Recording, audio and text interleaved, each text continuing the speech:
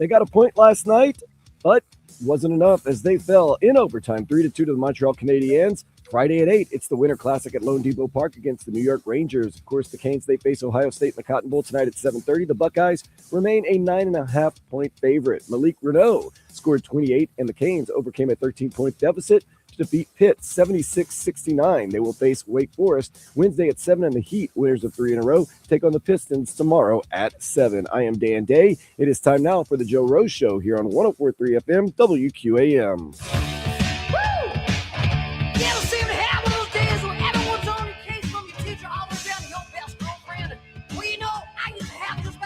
And a happy New Year's Eve to you and yours. Joe Rose, Dana Rabinowitz on a holiday, as they say in Europe. So you get myself, Dan Day, along with the multi-talented Dolphins beat writer from the Miami Herald, Omar Kelly. Omar, first and foremost, happy New Year's Eve to you. Happy New Year's Eve. I know you got big plans because you're Dan Day and you're a man of the streets.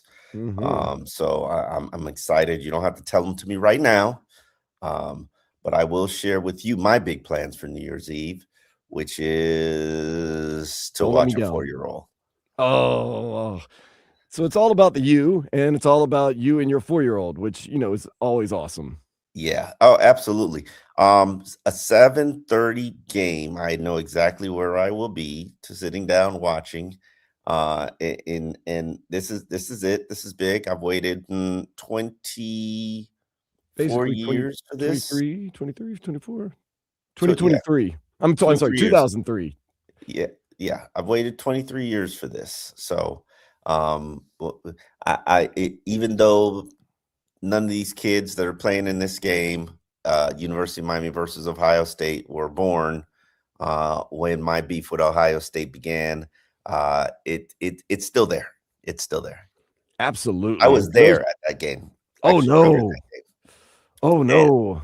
And I got to tell you, when I went to high school with Glenn Sharp, who was the victim of the pass interference call.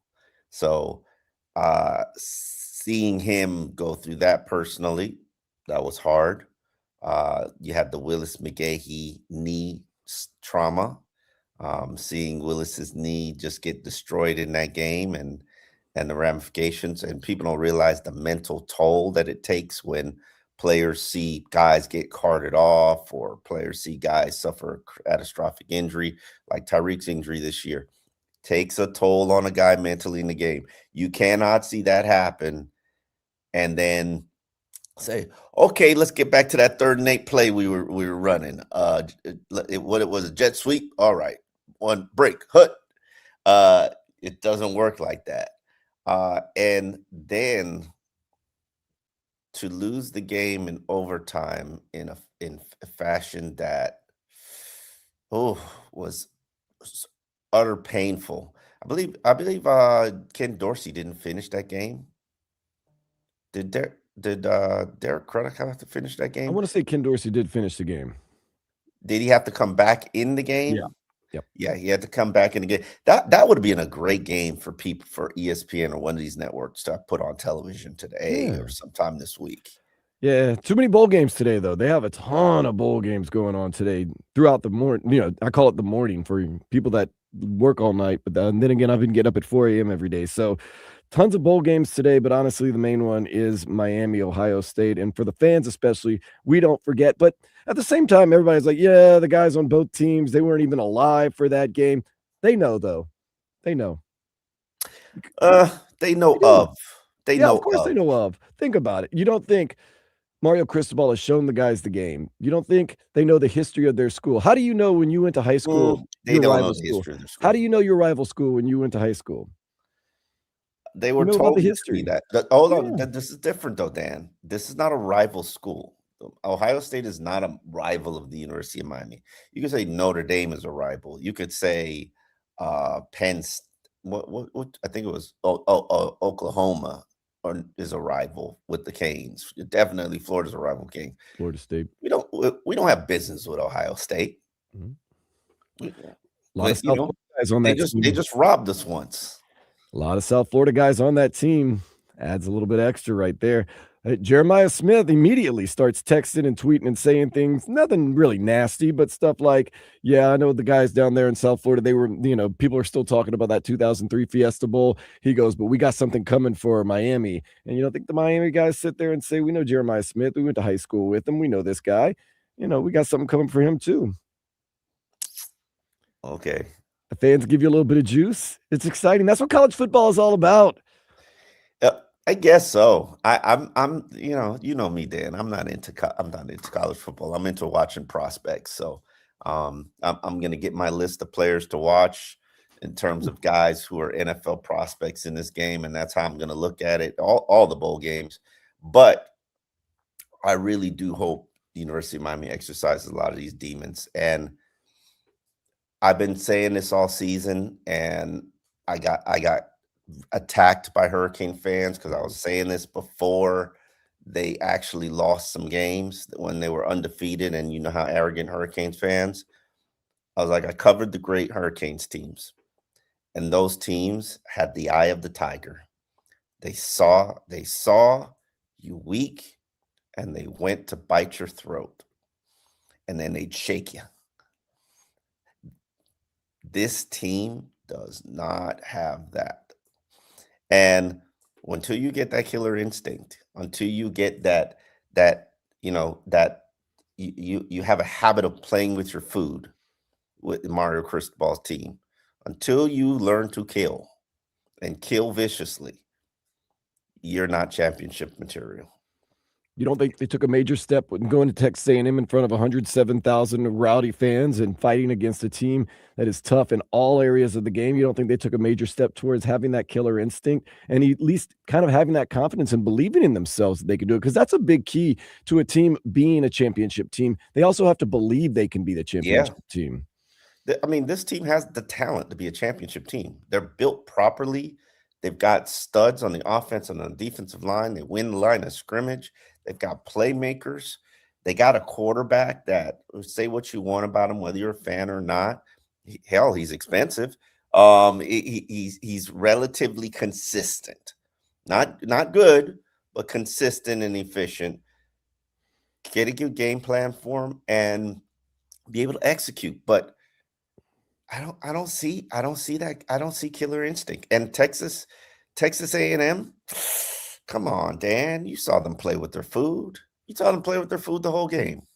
I saw him. I saw it a lot. Yeah, you were talking about you're going to watch college games, especially to watch prospects. This is not an indictment on Miami. This isn't me trying to say anything. If you were looking for prospects tonight, basically, I would tell you look at every single Ohio State player because they are absolutely loaded.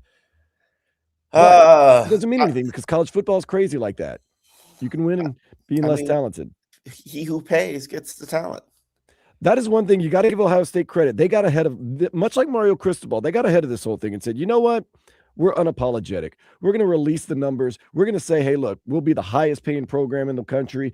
We're going to be honest about it. We're going to be open about it. And we're going to tell everybody we're open for business. And people kind of frowned upon that, much like Mario Cristobal, who said, we're going to go out and get who we need to get. We're going to recruit who we need to get, and we're going to back up the Brinks truck. The teams that have embraced it are the teams now you're seeing it paying dividends. The teams that have been like, Clemson's an easy target. Oh, we don't need the transfer portal. We got God, and we're not going to pay. It's a privilege to play here.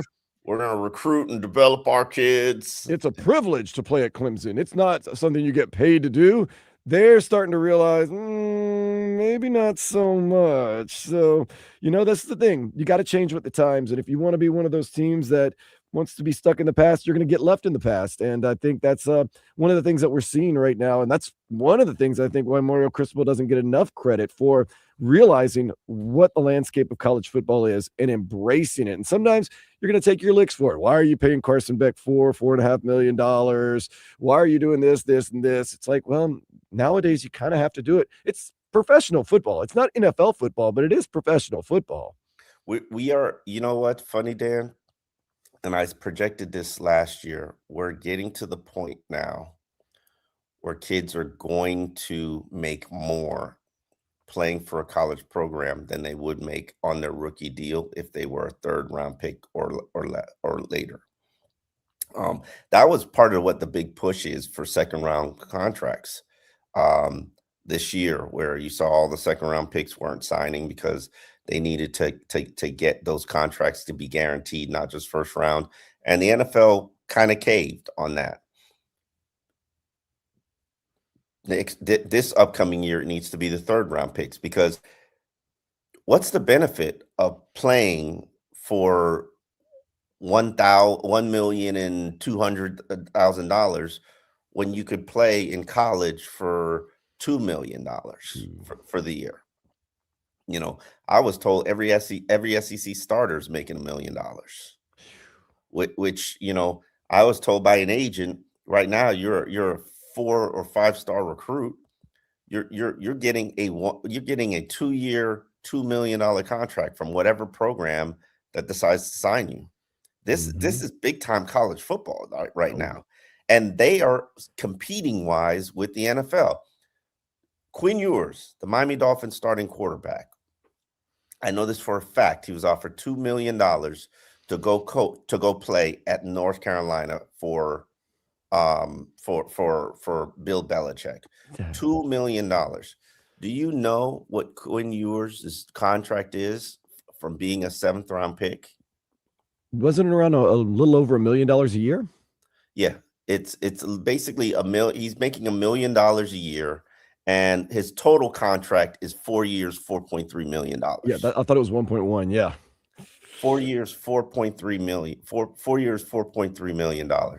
Like, he could have, if Quinn Ewers, he could have been Sam Darnold. I mean, it's not Sam Darnold, Sam Beck, Carson Beck.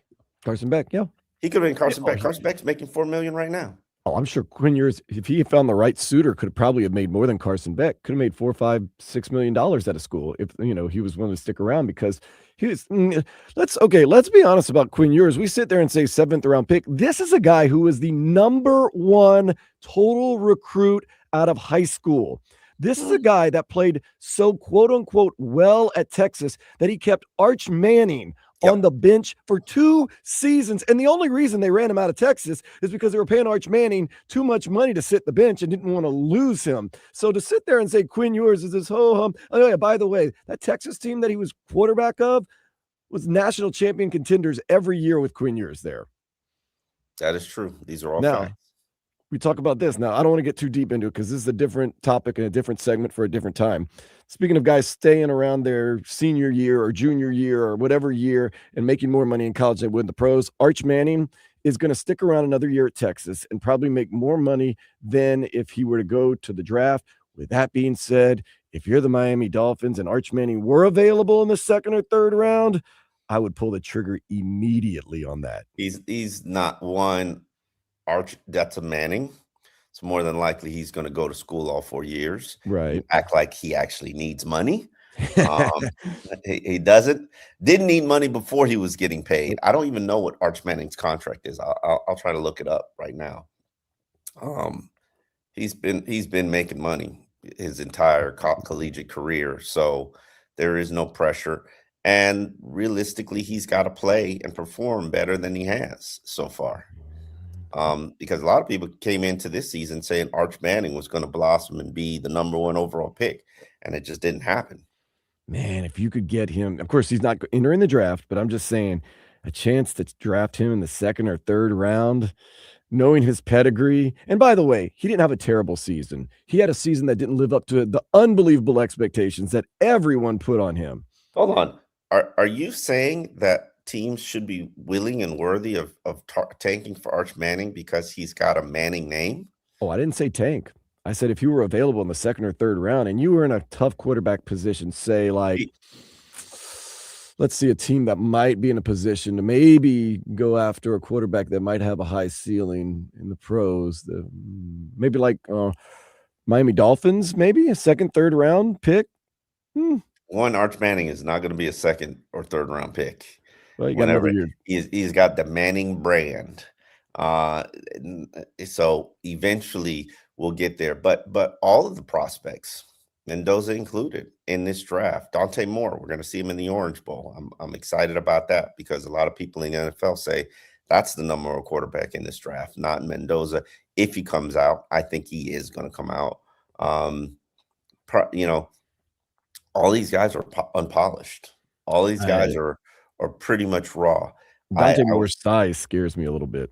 What do you say? His size scares me a little bit.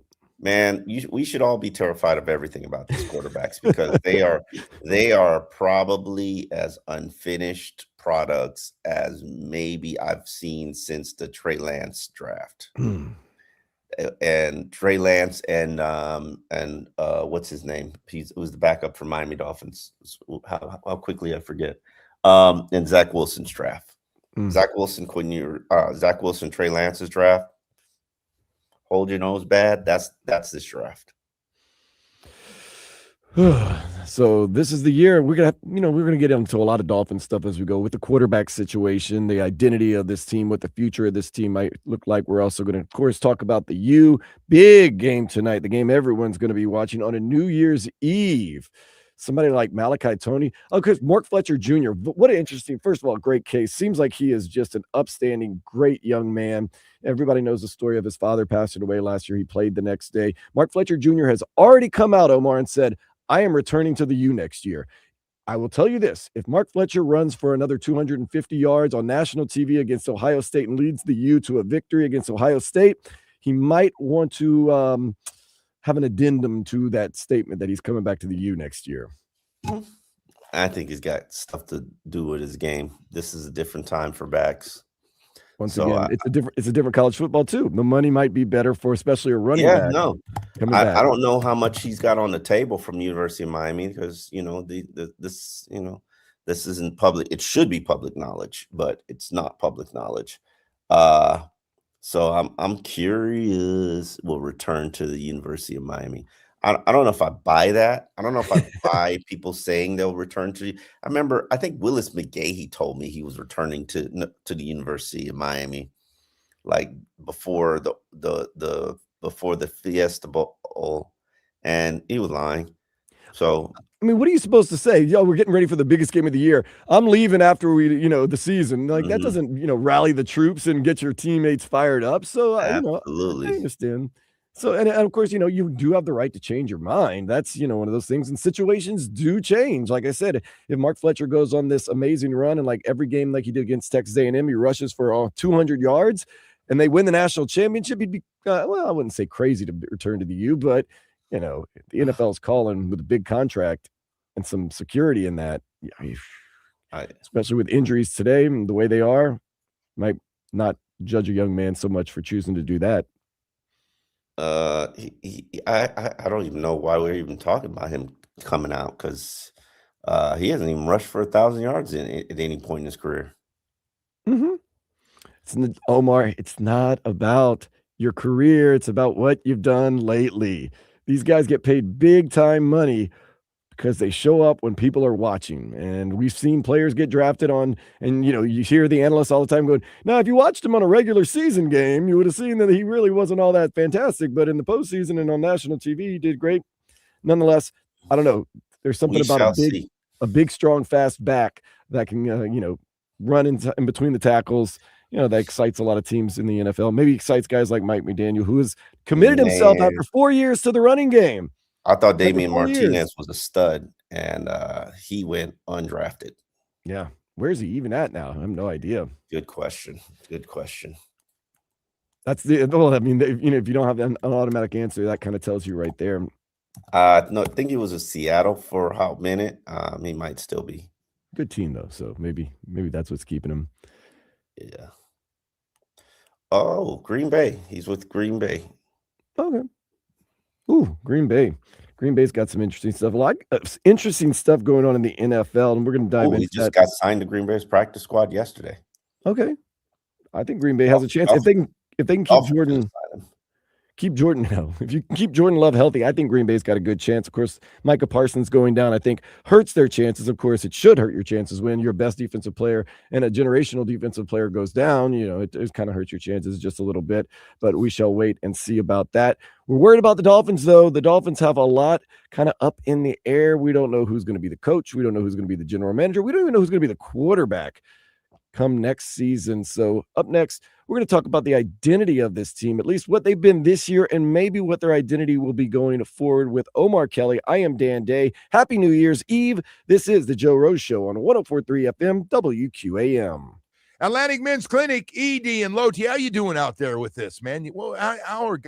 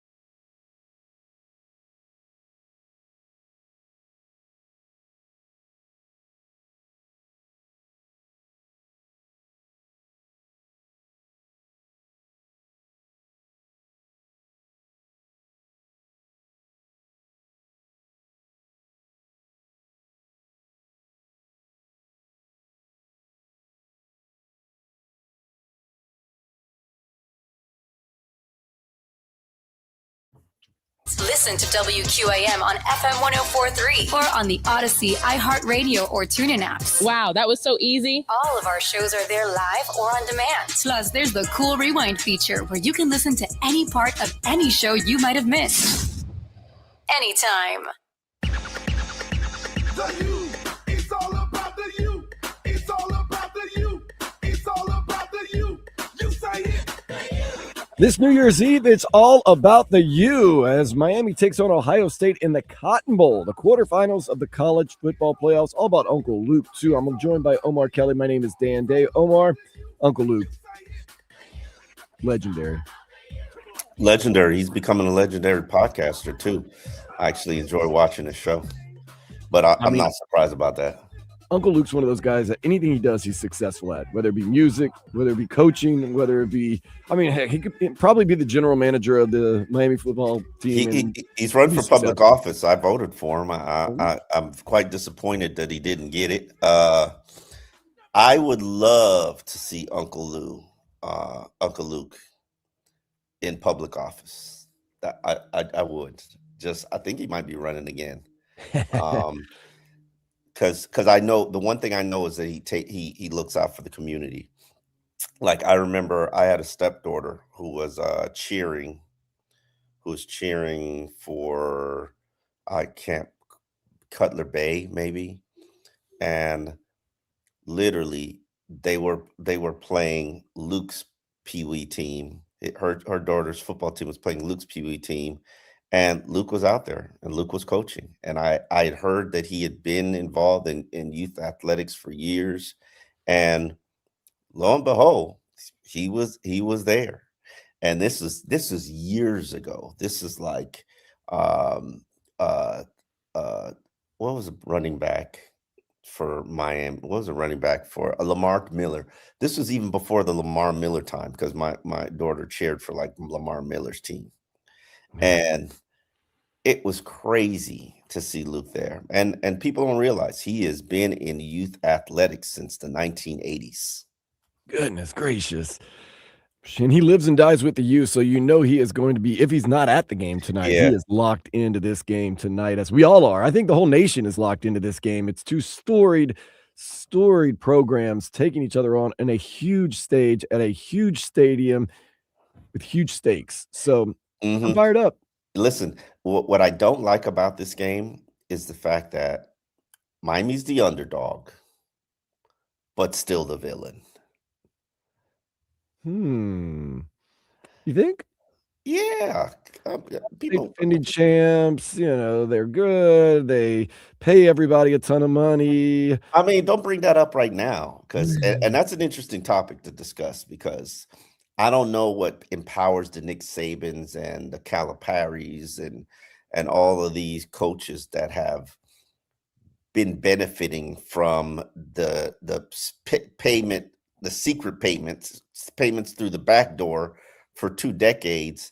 Why they all of a sudden they're screaming for NIL reform and I could fix college football. I could change the culture of college football, because it's dangerous to have these kids to have the ability to transfer every year. And you're some of these kids are making more than their assistant coaches. Like, okay, so what? Like, you spent 2 decades paying players under the table when it was illegal and getting fed players by Jimmy Sexton. You should, Nick Saban, you of all people, should not say a damn word about NIL. You left because you're no longer a god. You can't control these millionaires that you're making. And if you talk to them wrong, they'll pick up and transfer and leave and go to another program. So they're more empowered in college than they are in the pros. Absolutely. And that's the shift that's a problematic for people in the college game. And in the NFL game, I got your rights for 4 years, brother. If not 5. I got your rights for 4 years. I do what I want with you. You can sit out training camp all you want, but the minute we start playing games, you better be at my beck and call. Otherwise, it's a $50,000 fine per day. You and I have talked about this. Devon Achane kind of says he wants an extension. It's like, well, Miami doesn't have the best history with extensions lately. So what they should prudently probably do, and you've brought this up a couple times, is make him play out that final year of his contract. And you said he's going to sit out all of practice and going to moan and complain. But when it comes to be game time, he's going to have to play. Correct. And then the next year you slap him with the franchise tag, he's going to have to play. And we love you, Devon Achane, but I mean, you act like every other back hasn't had to go that route. Right. And Omar, this is the thing. It also buys you time. And once again, love Devon Achane, best player on the team. He might not be the same player in 2 years from now. And you say, appreciate your service, but test the market. Fly, be free. This is business. Right. That's what people don't understand, that the NFL is a business. They're not friends, they're not buddies, they're not teammates. Give you a perfect personification or example of what we're talking about. This is the business side of things. Devon Achane is under contract for his 4th year. I believe he's going to be making maybe $4 million when playing time incentives kick in for him. That's $4 million for the 2026 season. Then if he plays that out, has success, runs for another 1,300 yards, you could slap him with the franchise tag. Mm-hmm. That's going to pay him $13-14 million. So altogether, you've just spent $18 million for the next 2 years of Devon Achane's career. Now, on the flip side, let's just say he wants a James Cook-esque contract, what the Buffalo Bills just gave to their star running back, who arguably is having a better season than Devon right now. Devon actually called him the ops in an interview that he did with, I believe it was Teron Armstead. So he's going to want that contract. That contract is $30 million guaranteed, $50 million a year for 4 years. Do you honestly think it's better to give somebody $30 million guarantee business-wise as opposed to 2 years and having them play for pay for $17 million? Yeah, I know. Yeah, and we've been burned so much. And like I said, Tua's contract, Tyreek's contract, the person that Jalen Ramsey's contract. the person that hurts the individual it hurts the most is probably Devon Achane. Jalen Waddle's contract. We could contract it up. Austin Jackson's contract. You could argue Zach Sealer's contract. Mm-hmm. I make the argument, and I'm always a player advocate for players getting paid. But I make the argument, tell me the contract extension that didn't blow up in your face. For the Miami Dolphins recently, not very good. Not very good. And like I said, as much as you love Devon Achane, if you approach it from a business and maybe a more prudent side of things, yeah. And like I said, in 2 years from now, the way running backs and the tread on the tires that they get and the injuries, you don't know what player he's going to be in 2 years from now. So, yeah, we'll see how that is. The one thing I admire about Devon Achane is I don't even think he had outside of a rib injury, and that didn't even cost him a game. He has been healthy. Yeah. But then you look at it from this standpoint,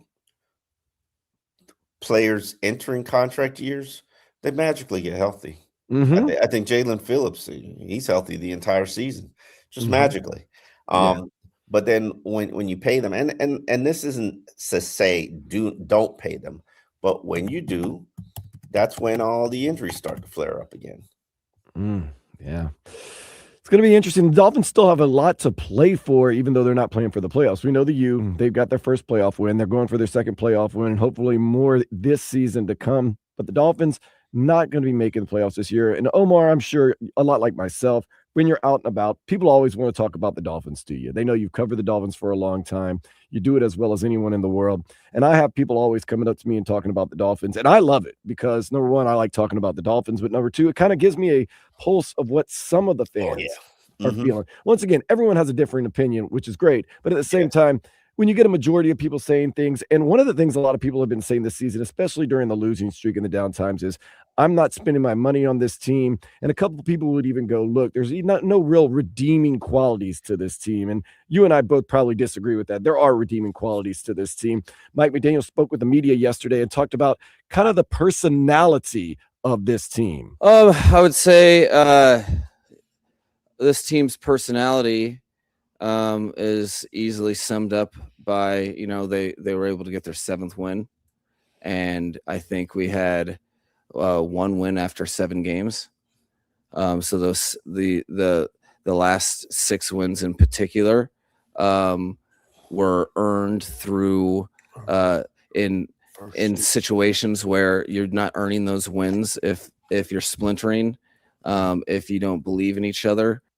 That's my thing that I tell everyone. You can say what you want about this Dolphins team, but if you're a Dolphins fan, you should take pride in this team because they had every reason or a lot of reasons to pretty much play for themselves and quit, and they never did. Well, for whatever reason, and you and I have talked about this in the post game, this team never, ever mailed it in and quit. And that's one of the things, if you're a Dolphins fan, you should be proud of. Yeah. What does that buy me, though? I understand. I'm at a point where I'm very torn in terms of what to do. And I've gotten to the point where I no longer care what happens because I think they're going to get it wrong. We've been getting it wrong for 20-something years. They're going to get it wrong. They're going to botch it up. And we're just going to have to live with it. That's our history with the Dolphins. So the numbness of waiting for that so Dolphins moment is what breaks my heart. Like, to me, the smartest thing to do is to not make a decision after the game, not let the game motivate you one way or the other, and just examine the facts. You should know what you want to do already. And you should have a search committee out there searching, investigating, analyzing all head coach and all GM candidates already. Have had some level of conversations with them already. Like, you should know what the word on the street is. I know what the word on the street is. So you should know what the word on the street is. And they just don't do that. They just don't do that. And they don't do things wisely when it comes. If there's one blind spot that Steve Ross has as an owner of a sports franchise, it's the fact that he just continues to get it wrong when it comes to hiring and firing. Which is one of the most important things for an organization or a business. You explain to me why you say business, because maybe if I knew that, then I could correlate it to him in a language that he understands. What do good businesses usually have? They have good CEOs, leadership, yeah, management, mm-hmm. employees that make good decisions. Good morale. From the top, from the bottom. Hold on, they got talent too now. Because if we're talking about a car salesman, I used to sell at Circuit City. Ooh. And some of the best salesmen, that was back in my college days and we were commissioned, some of the best salesmen, drunks, degenerates. We had one wife beater. And we knew these guys were slum of the earth. However, they could sell a big screen like nobody's business. Mm-hmm. And you tolerated it because they pumped out $10,000 worth of sales a week. You understand what I'm saying? I understand what you're saying. But have you ever worked for a bad manager? Have you ever worked for a bad company? Yeah. Have you ever been part of a bad team with a bad coach? It's a poison from within. And when you get on a company or a team or an organization that does things the right way, it's infectious. Good and bad is an infectious thing. There you go. I like that, Dan. I love that. I totally agree with you. The good and the bad are infectious things. And that is why I'm scared. Yes, you should be scared because we've had so much bad and it's become so infectious that it's poison, which is why, Yes, I was behind Tank for Tua many, many years ago, and I've learned my lesson. I apologize humbly because if you encourage losing, it's like poison in your veins, Mm-hmm. and we have still yet to get that poison out of our veins, and that's why I was happy about the winning Tampa, even though it kind of hurt their draft positioning, because clearly the Dolphins need a top 10 draft pick for whatever they're going to do, whether they're going to trade that pick for a quarterback, whether they're going to use the pick for themselves, whether they're going to trade assets to go up in the draft to get a quarterback. They need to be in the top 10. You know why? Because the 8th pick looks a lot better than the 11th pick in the draft, especially when you're selling it. Yeah. So, no matter what, there's always going to be, wherever you are, if you're 13, there's always going to be 11 can't miss prospects. If you're 8, there's going to be 6 can't miss prospects. If you're at 20, there's going to be 18 can't miss prospects. Oh, I've seen it all the time. That's just the way it is. That's just how it is for the Dolphins. Tanking, winning culture, losing culture, good, bad. It has me scared for so many things that are going on, not just for the Dolphins, but in the NFL. And we're going to take a quick break and we're going to get into it. There's a certain situation, and the Dolphins, of course, are involved in it, where the good and the bad has me a little nervous. I'm going to put up, the warning sign. You might not, you might think you know the situation, you might not, but we'll discuss it next. It's Omar Kelly, Dan Day. This is the Joe Rose Show on 104.3 FM WQAM. Hey, right now I want to talk to you about Mike Okachi at Choice Mortgage. He's got an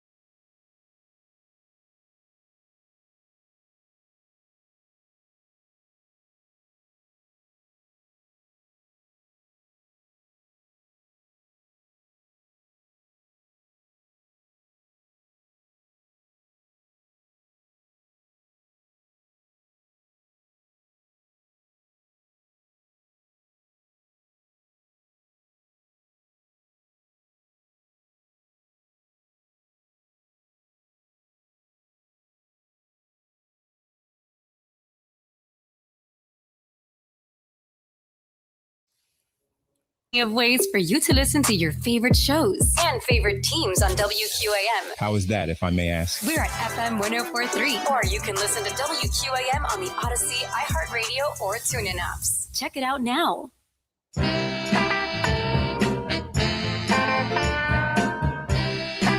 Joe Rose Show on a New Year's Eve. Omar Kelly, Dan Day. We're with you till 10 o'clock, getting ready for tonight. We have the U and the Ohio State University. Pre-game going to start at 3 o'clock right here on 104.3 FM WQAM. Omar, you've covered various teams throughout. Hey, Dan. I am not calling them the Ohio State University. They are just Ohio State. All right. Sorry. Taking the they don't get my respect like that now. Okay, nice. Well played right there. Speaking of, though, you've probably worked with different organizations over the years, as of myself, and there's good organizations and there's bad organizations. Now, does that mean good organizations do only good things and no bad things? No. And does bad organizations do only bad things and no good things? No. It's a little bit of both, but good organizations do more good than bad, and bad organizations usually find a way to folly things up and do more bad than good. When it comes to professional football, I've been around the Saints and the Dolphins. I'll be honest with you. Not the best organizations. I've also been around the Green Bay Packers. I covered them when I was in college. Very good organization. Basketball-wise, I've been around the Heat. Good organization. I've been around the Pelicans in New Orleans. Not so good of an organization. They seem to just make good decisions, and they seem to be well-constructed.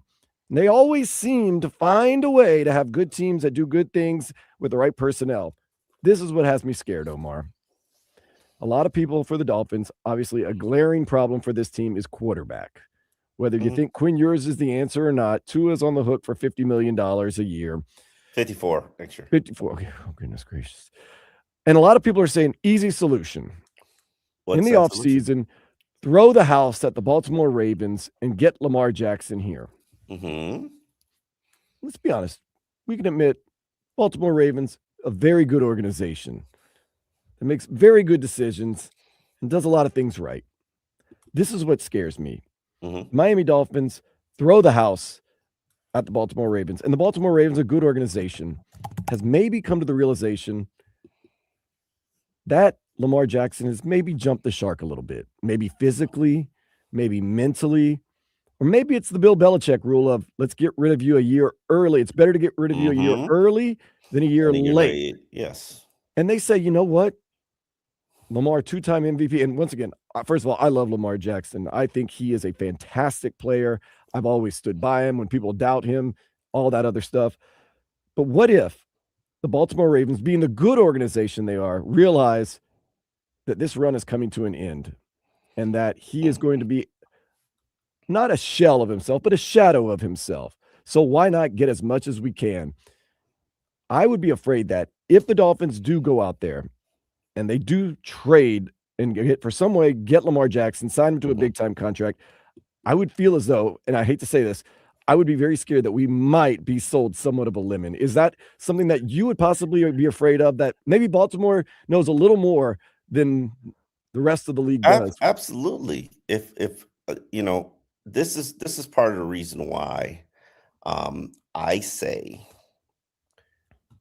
let's wait until Black Monday and see what happens in the tea leaves. See how the NFL shakes out. I've covered the league now. This is my 19th season. I've been to the abyss. I covered the 2007 teams. I have been here in that 2023 miraculous, impressive run. I've seen multiple levels of leaderships. I've seen tons of mediocre quarterbacking. I've seen a lot of bad decisions made by this organization, and primarily by leadership. Bad decisions that were so bad they were predictably bad. Ooh. Like, oh, this is going to end up horribly. And I think we're embarking on another one of those bad situations. I think we're stepping right into, it's like, you're stepping into poo, and there's nothing you could do to avoid it. But you know what we'll do? We'll take off our shoe and keep our shoe clean, but continue to step in poo. You're right. If Baltimore's moving on from Lamar Jackson, they know something that the public doesn't know. And this isn't understand this is an agent driven because Lamar doesn't have an agent. His mother's his agent, and a very good one, by the way. Mhm. I've met her, I've dealt with her business wise for I Am Athlete. She about her business, and she is no slouch. Lamar's situation is complicated because I do believe that there's tension between him and Harbaugh. The reports that came out last week from Mike Preston, I'm in this business, I know this business. Those were coaching leaks. Those are things that were leaked to him by a coach. What coach? Talking about Lamar, I mean, not the hardest worker, stays up too late playing Xbox. What player in the NFL doesn't stay up too late playing Xbox or video games or whatever not? Doesn't get doesn't get over the gameplay. Those are coaching leagues. Now, a lot of people in the league believe that the Baltimore Ravens are going to decide it's either John Harbaugh or it's Lamar. There's going to be a divorce, and Baltimore is going to have to pick a side. I don't know which side they're going to pick. Lamar physically has fallen off a cliff. Lamar is battling a serious back injury. Don't think that's not going to carry over into the offseason. And Lamar's game has altered and changed a little bit. This year was rough because he had a number of injuries. This is part of the reason why I don't like injured quarterback. I don't like mobile quarterbacks, but I do see a way and a window for the Miami Dolphins to make this work. And when we come up next in the 7:00 hour, we will go over that. So keep it tuned. Omar's got me less excited about the Dolphins than I thought I was going to be today, but maybe he'll renew my faith.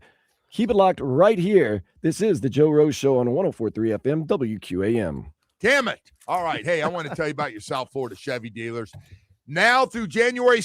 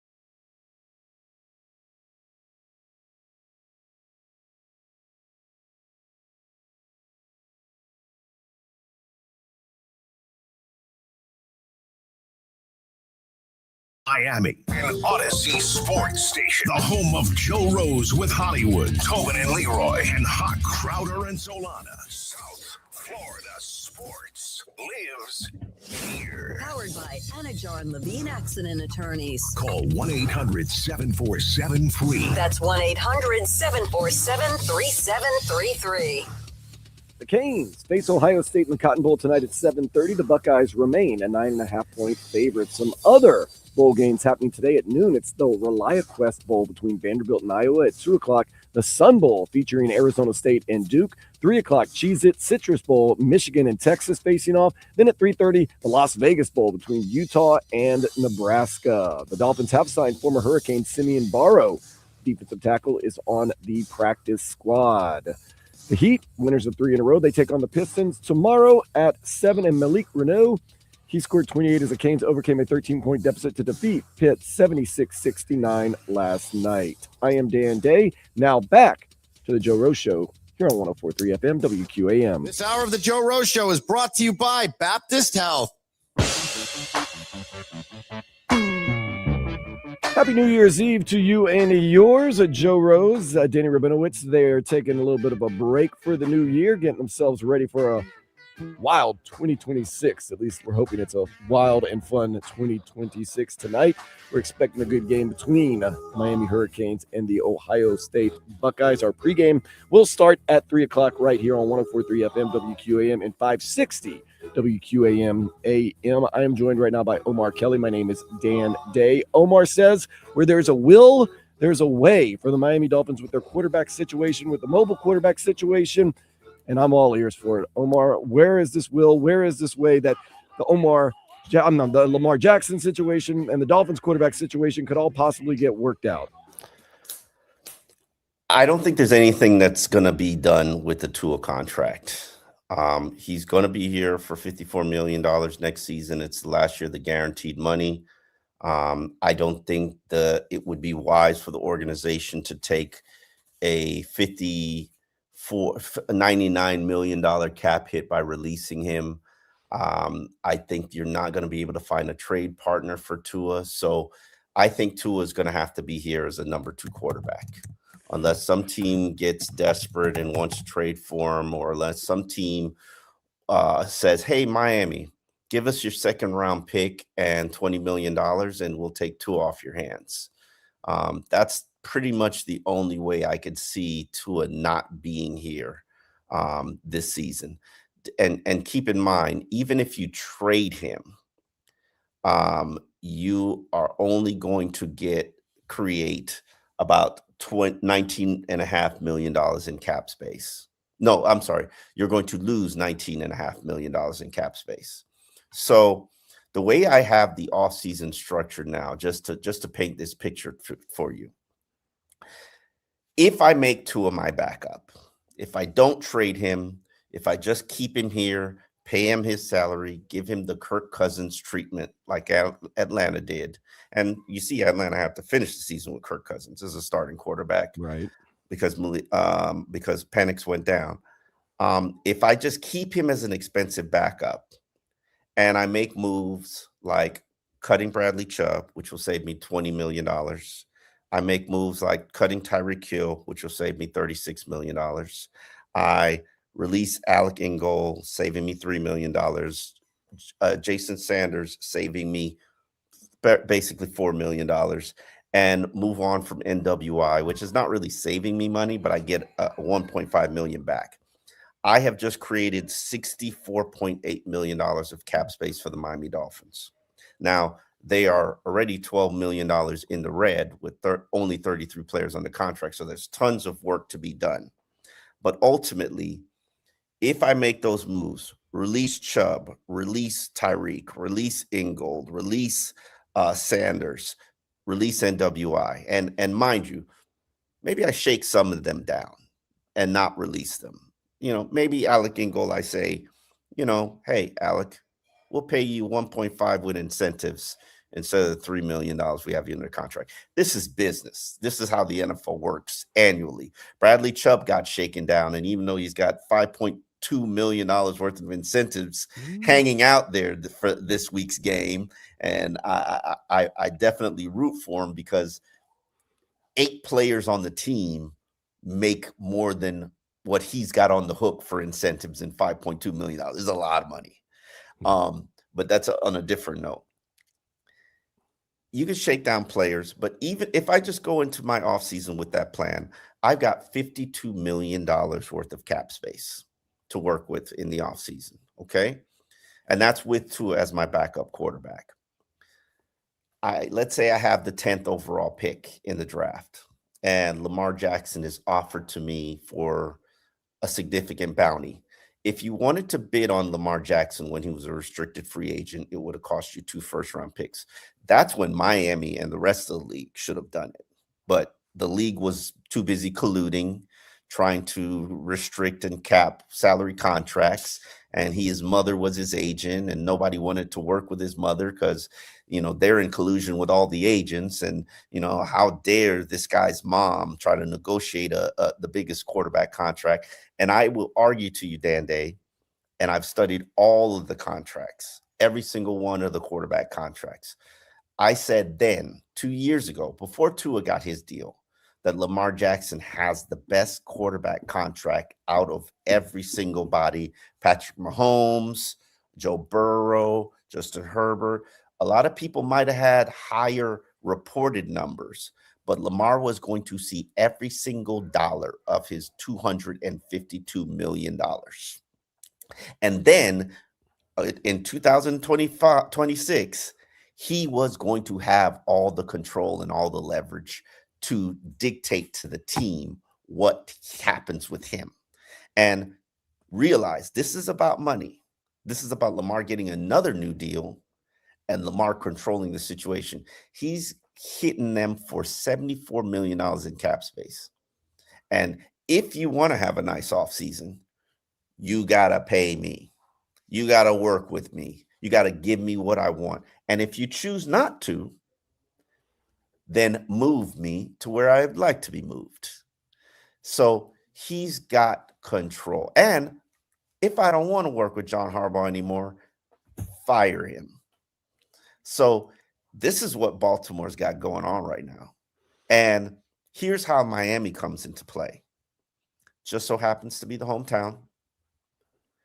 You've got coaches that are clearly bad-mouthing my name. If you're Lamar Jackson, I'm coming off a down season where I've battled some injuries. Have you stopped believing in me as a 2-time MVP? Okay, no problem. I'm sure my hometown team, with an owner with a reputation for paying and a guy who likes to be used in these situations because he doesn't mind being the consolation prize. He doesn't mind being the bridesmaid that the groom ends up in bed with. He doesn't mind it. And let's not forget, Stephen Ross likes Lamar Jackson, has loved Lamar Jackson from the beginning. And, oh, by the way, needs a quarterback. Yeah. So let's just say the Dolphins offer up 3 first-round picks. For Lamar Jackson, offer more than what you would get for a franchise tag. Now, mind you, it's the Miami Dolphins. 3 first-round picks, probably going to be a 10, a 13, maybe an 18 if they actually get good Lamar Jackson. So it's not going to be ultra attractive, not like 3 first-round picks from the New York Giants. You understand what I'm saying? Right. But it's 3 first-round picks. But also keep in mind, Lamar's situation, he's going to have the ability to negotiate. It's going to be like a Tyreek Hill situation where Tyreek controlled the situation. He got to pick the Jets or Miami.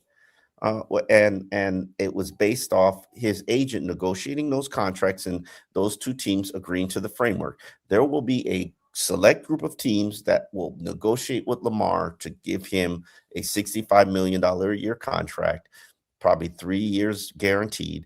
And you know who Steve Ross is. He's going to make you the high. I think he's made 7 players the highest paid players at their position during his career as owners. Like, he'll do it again. He's not scared. He'll do it again. Highest paid quarterback in the league, no problem. The question is, would it be a wise investment? Mm-hmm. Your take on that? My take on that is it is a proven commodity. The only thing is, like I said, the Baltimore Ravens seem to do all the right things, and the Dolphins seem to do a lot of the wrong things. And like I said, it's never so easy as just, yeah, we'll get him. He's a proven commodity. My fear is this. Baltimore Ravens know something, whether it's the bad situation, whether it's the health, Absolutely. whether it's the mentality, whether it's just they don't want to deal with it anymore. And let's be honest, you bring up a good point, and if you think this isn't true, it is. It's a good old boys network. The NFL and the agents want it to be the NFL and the agents. They hate the fact that anyone challenges the status quo. Therefore, they're in a mortal fear that what Lamar Jackson did could catch on anywhere else, because that takes away the power of the agents, that takes away the power of the owners, that takes away the power of the team. The collusions, the good old boy network. You're challenging the good old boy network. Yeah.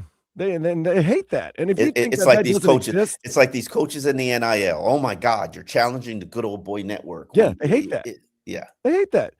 But my fear is this: the Ravens do know something if they're willing to move on.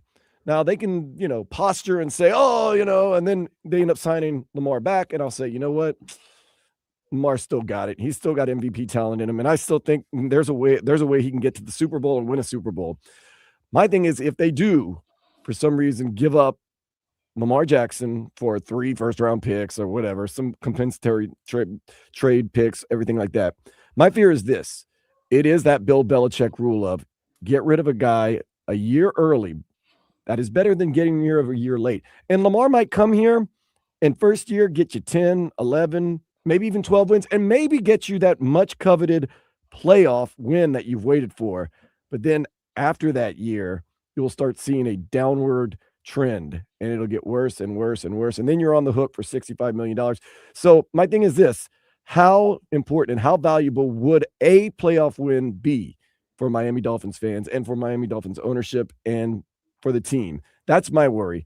That's probably best case scenario. I don't know if Lamar has the MVP years in him anymore. Like you said, Omar, the bad back, that he's had some health issues. He's getting older. He's been a mobile quarterback. He's taken a lot of hits. My take is, if the Ravens are willing to give him up, something's wrong. That's it. And like I said, he might get you that playoff win, but how much is it? Are you willing to mortgage your future for one playoff win instead of Dolphins always going for the quick fix, it seems like, instead of building and going for a long-term successful. You're lying. We built the long-term success with Tua, and where did it end up? Right where we started. Right where we started. That's what it's never black and white, Omar. It's never black and white. It's always in the gray areas. In a way, I see, look, you got a proven commodity. You can always find picks in other ways, shapes, and forms. And like we said, the best players on our team aren't top 5 picks. Devon Achane's a 3rd rounder. I mean, you saw Zeke Biggers playing well. Patrick Paul's a second rounder. So getting the right person, picking the players and personnel, is probably more important than where you draft, because teams that are habitually bad, the Giants, the Jets, they always have good picks. What does it get them? Where does it get them? I don't know. That's why I am a win first mentality, worry about the draft later type of guy. And I'll explain why. So just hold tight, Omar. I'm going to explain why. You might say, well, we got a tank. No, well, that didn't work very well here. Oh, what all this win did was move us down in the draft. It doesn't matter. Why are we trying to win? I'll explain why I think it's important next. And Omar will also share his thoughts on it. This is the Joe Rose Show. Omar Kelly, Dan Day on 104.3 FM, WQAM. Want to talk about something else with you? Loctite. Oh, boy.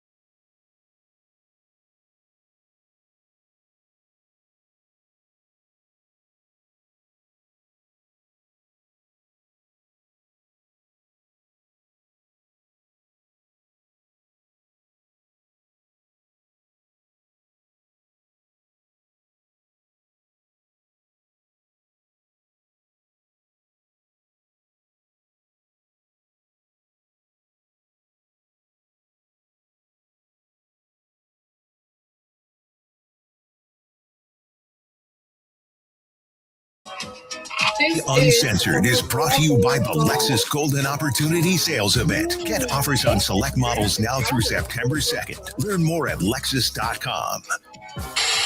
Cool ways to listen to us. Okay, I'd like to hear them then. On FM 104.3 or on the Odyssey, iHeartRadio, or TuneIn apps. Same great shows, same great days. Plus, you can use the rewind feature and listen to anything you missed. Go for it.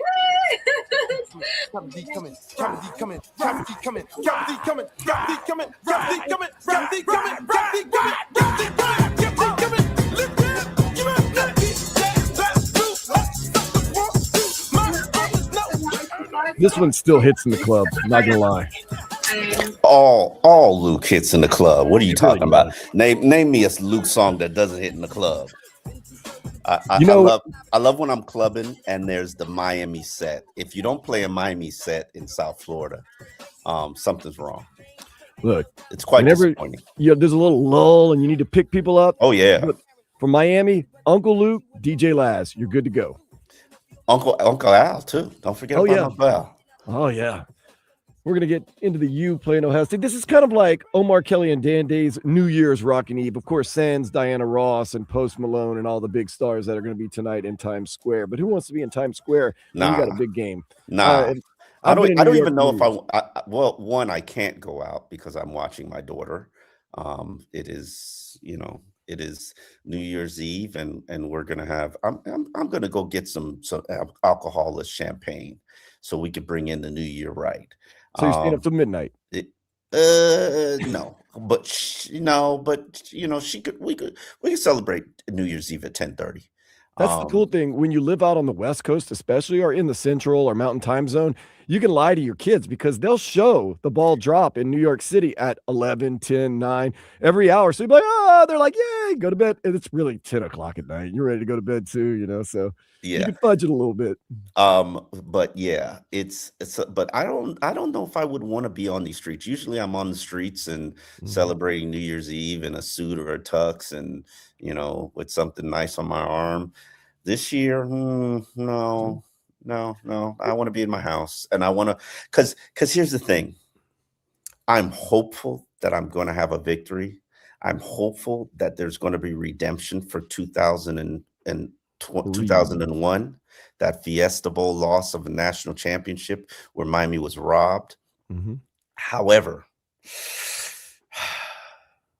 I'm not very confident because I don't think these Canes have their mind right. I don't think they have that killer instinct. I think they'll walk in there with fear in their hearts, and that is not the Canes. But we're working our way back there. Okay. Yeah, and we're going to work out throughout the day. First of all, our plans for New Year's. We're going to get deeper into it. We're going to try to give you some advice on your New Year's and New Year's Eve, New Year's Day. We're going to talk about the Canes' path to victory. But I did want to get back to this, Omar, when we talk about it. You and I both agree with this because I recently read your article in the Miami Herald that winning ways is way more important than having high draft picks. And for people that think we really lost when we beat the Tampa Bay Bucks, we really didn't win. I can argue that a lot of reasons why that was a win for many, many, many reasons. Over the years, I've been around good teams too that always seem to find a way to win. And one common theme, I'll talk to them like, it's really, let's just say the Dolphins would be a good team. Let's just say theoretically. A really good team that, traditionally is good, and they play the Jets, and they always beat up on the Jets. And, maybe there's a bleak point in the game, but the Dolphins find a way to beat the Jets. And this is a common theme with all teams that are good. When I'll go to one of the captains and say, it was really bleak at one point. How did you overcome that? And they all say the same thing. We believed in one another. We're the Dolphins, and they're the Jets. They're gonna Jet, and we're gonna Dolphin. That is true. And you don't get those winning ways. You don't get that type of confidence without instilling a winning culture. That is true. They never had a team say that they didn't believe that. I remember when Cameron Wake was here in his prime, and he explained to me, he was like, there are 3 plays that decide the outcome of every single game. You don't know which 3 plays there are, but there will be 3 plays that will decide the outcome of every game. You don't know which plays there are. You don't know if it's going to come on defense. You don't know if it's going to come on offense. You don't know if it's going to come on special teams. But there are 3 plays that are going to decide the outcome of the game. Good teams make those plays. bad teams miss on those plays. And it is so ultimately true. And think about Zeke Biggers's block last week. 55-yard field goal. It's a difficult field goal, but it's makeable field goal in today's NFL. Quick kickers are now kicking like 60-yard field goals in today's NFL. If Zeke Biggers doesn't block that field goal, do you realize that when the game is tied, the game will be tied at end of regulation? Yeah. Like, think about the the 7 points that they scored in the fourth quarter on 3 plays. That could have made it. If they got the onside kick, there's a game. Yeah. You just don't ever know. The Theo Weiss play that allowed Miami to get the lead, set the tone for the game. You just don't know when those plays are going to come, but you got to be able to make those plays and not miss on those plays. And, I think Mike McDaniel said it best. It's very clear when this team wins and very clear when they lose. There's a huge turnover disparity when they lose. When they win, they are positive in the turnover margin and they run the ball. That's just the formula. And that's the other thing about winning. You develop those good habits. You figure out what causes you to win. And so many teams say what set up this year's success was the end of last year's success for a multitude of reasons. Number one, they figure some things out. And coaches will tell you, sometimes, at the end of the year, we tried some different things and realized, wait a second, this is more of a formula for success. And players started realizing, I need to do this differently. And another reason I like winning and trying to win and not tanking, for example, once again, I'll give you the New Orleans Saints. What did the New Orleans Saints say? We're not a very good team. We're just going to roll with Spencer Rattler the whole season. We'll get the first overall pick. We'll take whoever the best quarterback is, and our situation is solved. Well, now look, they go with Tyler Shuck. Now they're looking at the draft totally different. But if they would have just tried to tank out the season, they're looking at a quarterback that could be the next franchise quarterback for the team. But if they would have just rolled out the rest of the season with Spencer Rattler and not played some of the guys, but now it looks like there's some hope there. We tanked for Tua. That didn't work out so well. So try to win these games, get these good attitudes, get these winning ways, figure some things out, find out what personnel you have. Like you said, Zeke Biggers, a guy that is making great plays now. And then you have to, for the Dolphins, you have to trust that in the draft, you will find the right person. That's where you lost me right there. You just lost me. Trust? Where'd I lose you? Oh, I understand. But you have to. You have to trust. Trust? You have to trust. You lost me. You have to have a computer. They need a computer. Whatever is picking your players, you have to believe that they're going to find the right person at the right place. That would be a Steve Ross thing to have a computer pick your player, unfortunately. Close. You everything you said was hitting home, Dan, until you said the word trust. You got to trust the Dolphins. What? Okay, so let's say this. You got to get lucky if you're the Dolphins and pick the right player. Is that what it comes down to? I mean, that fits a little bit better than the word you said, because trust and Dolphins, those words don't go together. Like, I'm sorry. So we don't even know who's going to be doing anything for the Dolphins. Organizationally, we're really kind of in a no man's land, I would say. We don't know who the general manager is going to be. And of course, that's kind of a waterfall for everything else. Once the general manager is chosen, what's going to happen from there? Like I asked you in the postgame show, as you were gracious enough to come on, like, well, what is this, team going to look like? What is this front office going to look like? And you said, really, there's just too many dominoes we're waiting to fall. There has to be the end of the season. Then there's the Black Monday. Then there's the hirings. There's the firings. There's the players being released. So we're kind of in a waiting period. Yeah, no, I have a feeling that Mike McDaniel will be back no matter what the outcome of the New Orleans Saints game is. The question I have is, how do you sell that? And no matter what happens, I don't care. I was telling this to the Hockman and Crowder show when they had me on Monday. I've gotten to the point where I don't care. I don't care anymore. Unless it's Harbaugh or Tomlin as the head Right. coach of the Miami Dolphins, I don't care because we're no matter what we do, we're going to be right back here. We have not figured out how to get off the mediocrity merry-go-round.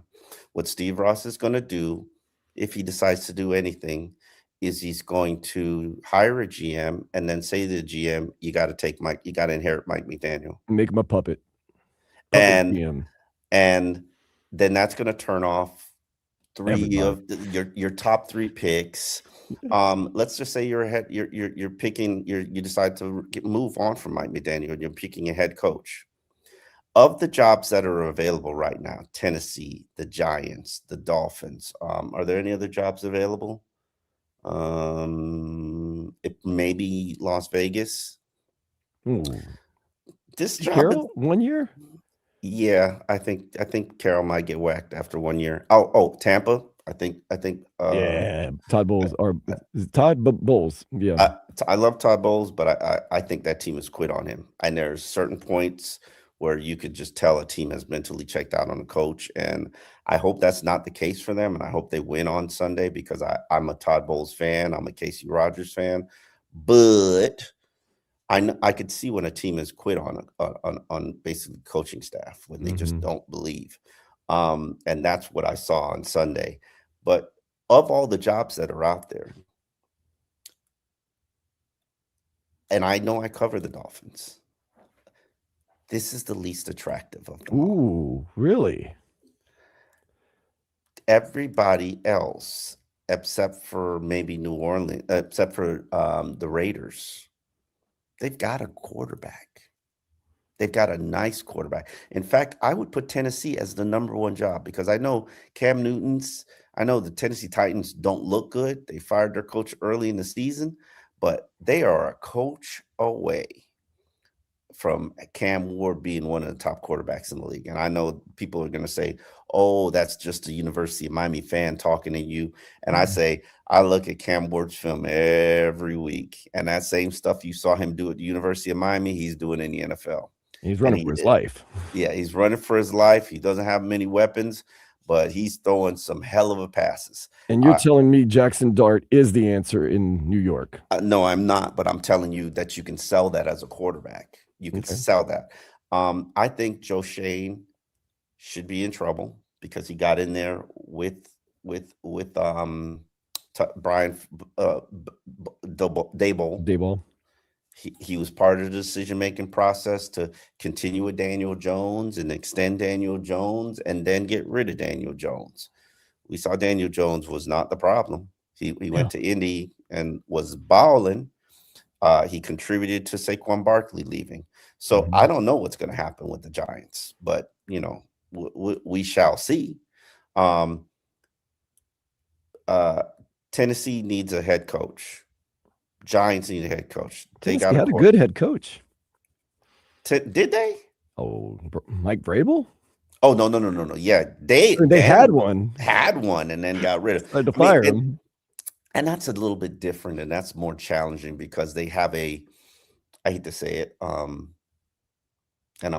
they have a female owner who is not very well established in the NFL.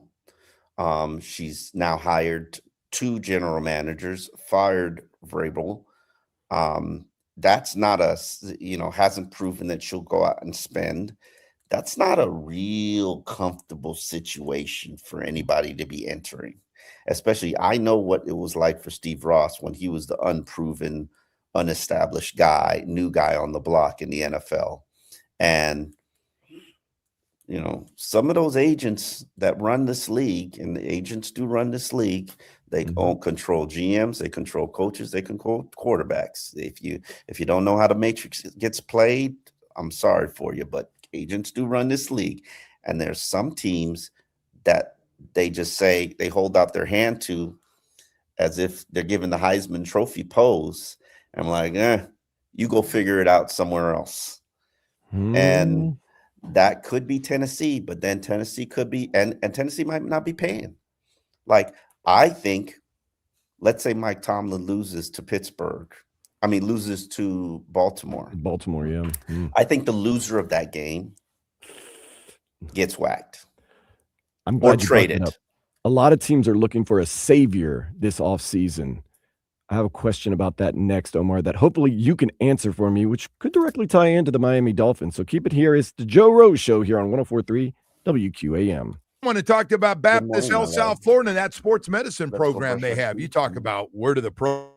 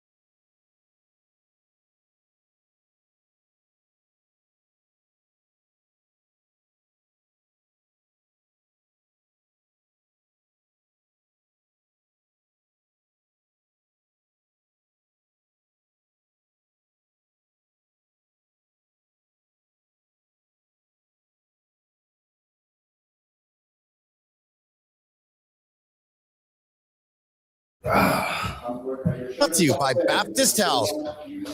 Your favorite shows, the games of your favorite South Florida teams. We've got them right here on the Q, baby. Catch us on FM 104.3 or listen to WQAM on the Odyssey, iHeartRadio, or TuneIn apps. Don't miss a thing.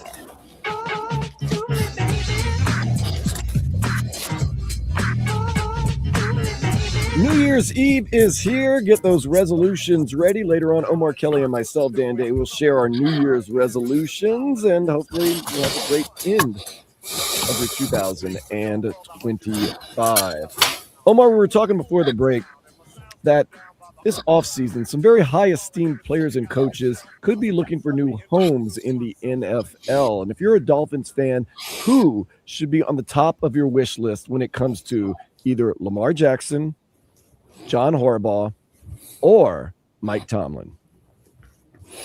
I don't think it ends there. I think I throw Joe Burrow on the pile as well. Wow. Joe Burrow is, it seems as if when you read the tea leaves and you are able to see the matrix. See, the difference is with me and everybody else is I can see the matrix of the NFL. I've been behind the scenes, so I know what the matrix is, and there are people who help me decode it. Joe Burrow is trying to pull a Carson Palmer. Mm-hmm. He realizes he's with an organization that's not going to do the right things, that's not going to financially take care of the players like the Trey Hendricks of the world, that's not going to do what it takes to get to the mountaintop.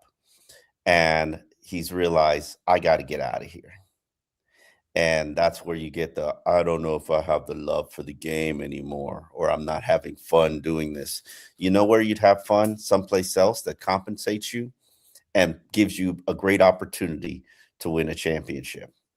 And so putting that out there, and then the week later, you hear for some reason, old news that the Miami Dolphins once offered 4 first-round picks to Joe Burrow, for Joe Burrow. You know, why does those things come out? If you know how to read the matrix, it's because somebody's making a leverage play. It's and Dolphins are being used. Understand, the Dolphins are always being used, and they're okay with that because it gets them in the game. It's like being invited to a private poker game. You know, one of those poker games that Agent Zero runs that they just got arrested for and cost Chauncey Billups his job. It's like getting invited to one of the private poker games. You don't have a chance if you don't get an invite. Right. You just want to be at the table. Give me a shot. You just want to be at the table. You want to, and Steve Ross just wants to be at the table. So everybody in the NFL uses the Dolphins and Steve Ross, and he's fine with that. But when things come to a head with Joe Burrow or Lamar Jackson or Mike Tomlin, and the Pittsburgh Steelers are trying to trade Mike Tomlin, or the Baltimore Ravens are trying to trade John Harbaugh, you know who's going to get a call? Steve Ross. And you know why? Because he'll make both of those individuals the highest paid coaches in the NFL, and he'll make both of those quarterbacks the highest paid quarterbacks in the NFL. And the question is, though, of those 4 guys, if you're a Dolphins fan, who should you put atop that wish list? I'll even rank them if you want me to. I would love for you to rank them. I would go Joe Burrow, number 1. I know he has health issues, but the thing is, that guy is magic. And I have the feeling that receivers want to play with Joe Burrow. They might take a little bit, just a little bit, poquito discount to get those numbers up. Number 2, Mike Tomlin, because he gives you long-term stability. Coaches don't get hurt. Coaches are there every game, every day. Then I'd go John Harbaugh, because once again, long-term stability, proven coach. Don't have to worry about we call it durability. Don't have to worry about age. Well, you do have to worry about age at a certain point, but he's got a long way to go, and he could bring that stability. And then I would go Lamar Jackson. Not to diminish Lamar Jackson. It's just I'm worried that there may be something fundamentally wrong with Lamar Jackson right now. Physically, mentally, I don't know exactly for sure, but that would be the way I would rank it right there. You know what? And this might seem controversial, but my list would be completely different. Okay. I would go John Harbaugh number one. Okay. And the reason that I would go John Harbaugh number one is because, unlike Mike Tomlin, John Harbaugh has proven to me that he can develop a quarterback. And I think that that's both. I like both coaches because they're alpha males. They have an alpha presence. There's unquestioned leadership ability there. But I give Harbaugh the edge because even though I love Mike Tomlin, and I really do love Mike Tomlin hasn't proven that he can develop a quarterback. He inherited Big Ben. And what have they done since Big Ben? Because they've drafted a number of quarterbacks. They've tried to develop a number of quarterbacks. Didn't work. So, and I understand he's never had a losing season, and I respect the hell out of that. But I am going John Harbaugh number one. For me, number two would be Lamar Jackson. It'd be one hell of a risky proposition, and we have rolled snake eyes a ton of times.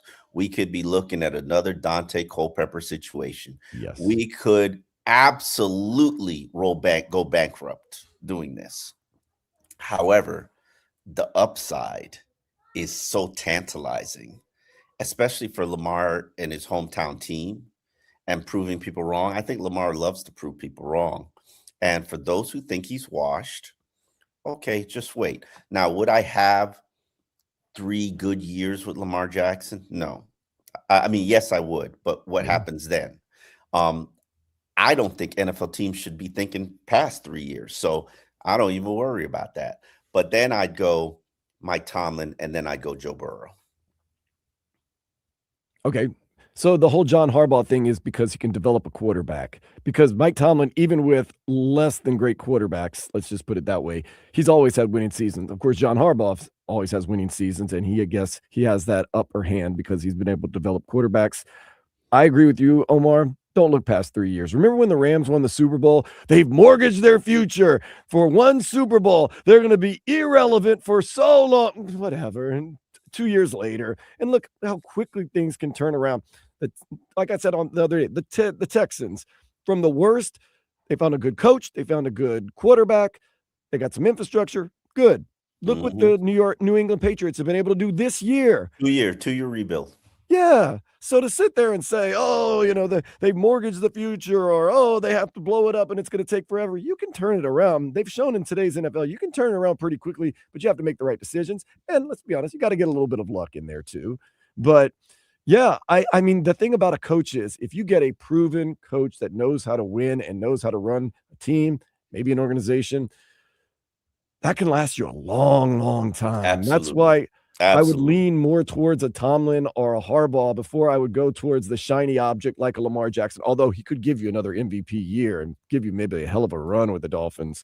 And then you would say it's totally worth it. And a Joe Burrow who, if he's healthy, you got to be honest, the guy's magic. I mean, look what he does when he's halfway healthy with not a lot of offensive line help. How long could I count on that? Once again, the Dolphins are very good at, trading for or drafting halfway injured players and running them into the ground. That's our coaches don't get hurt. Coaches don't get hurt. You're right. And somebody needs to instill a culture here.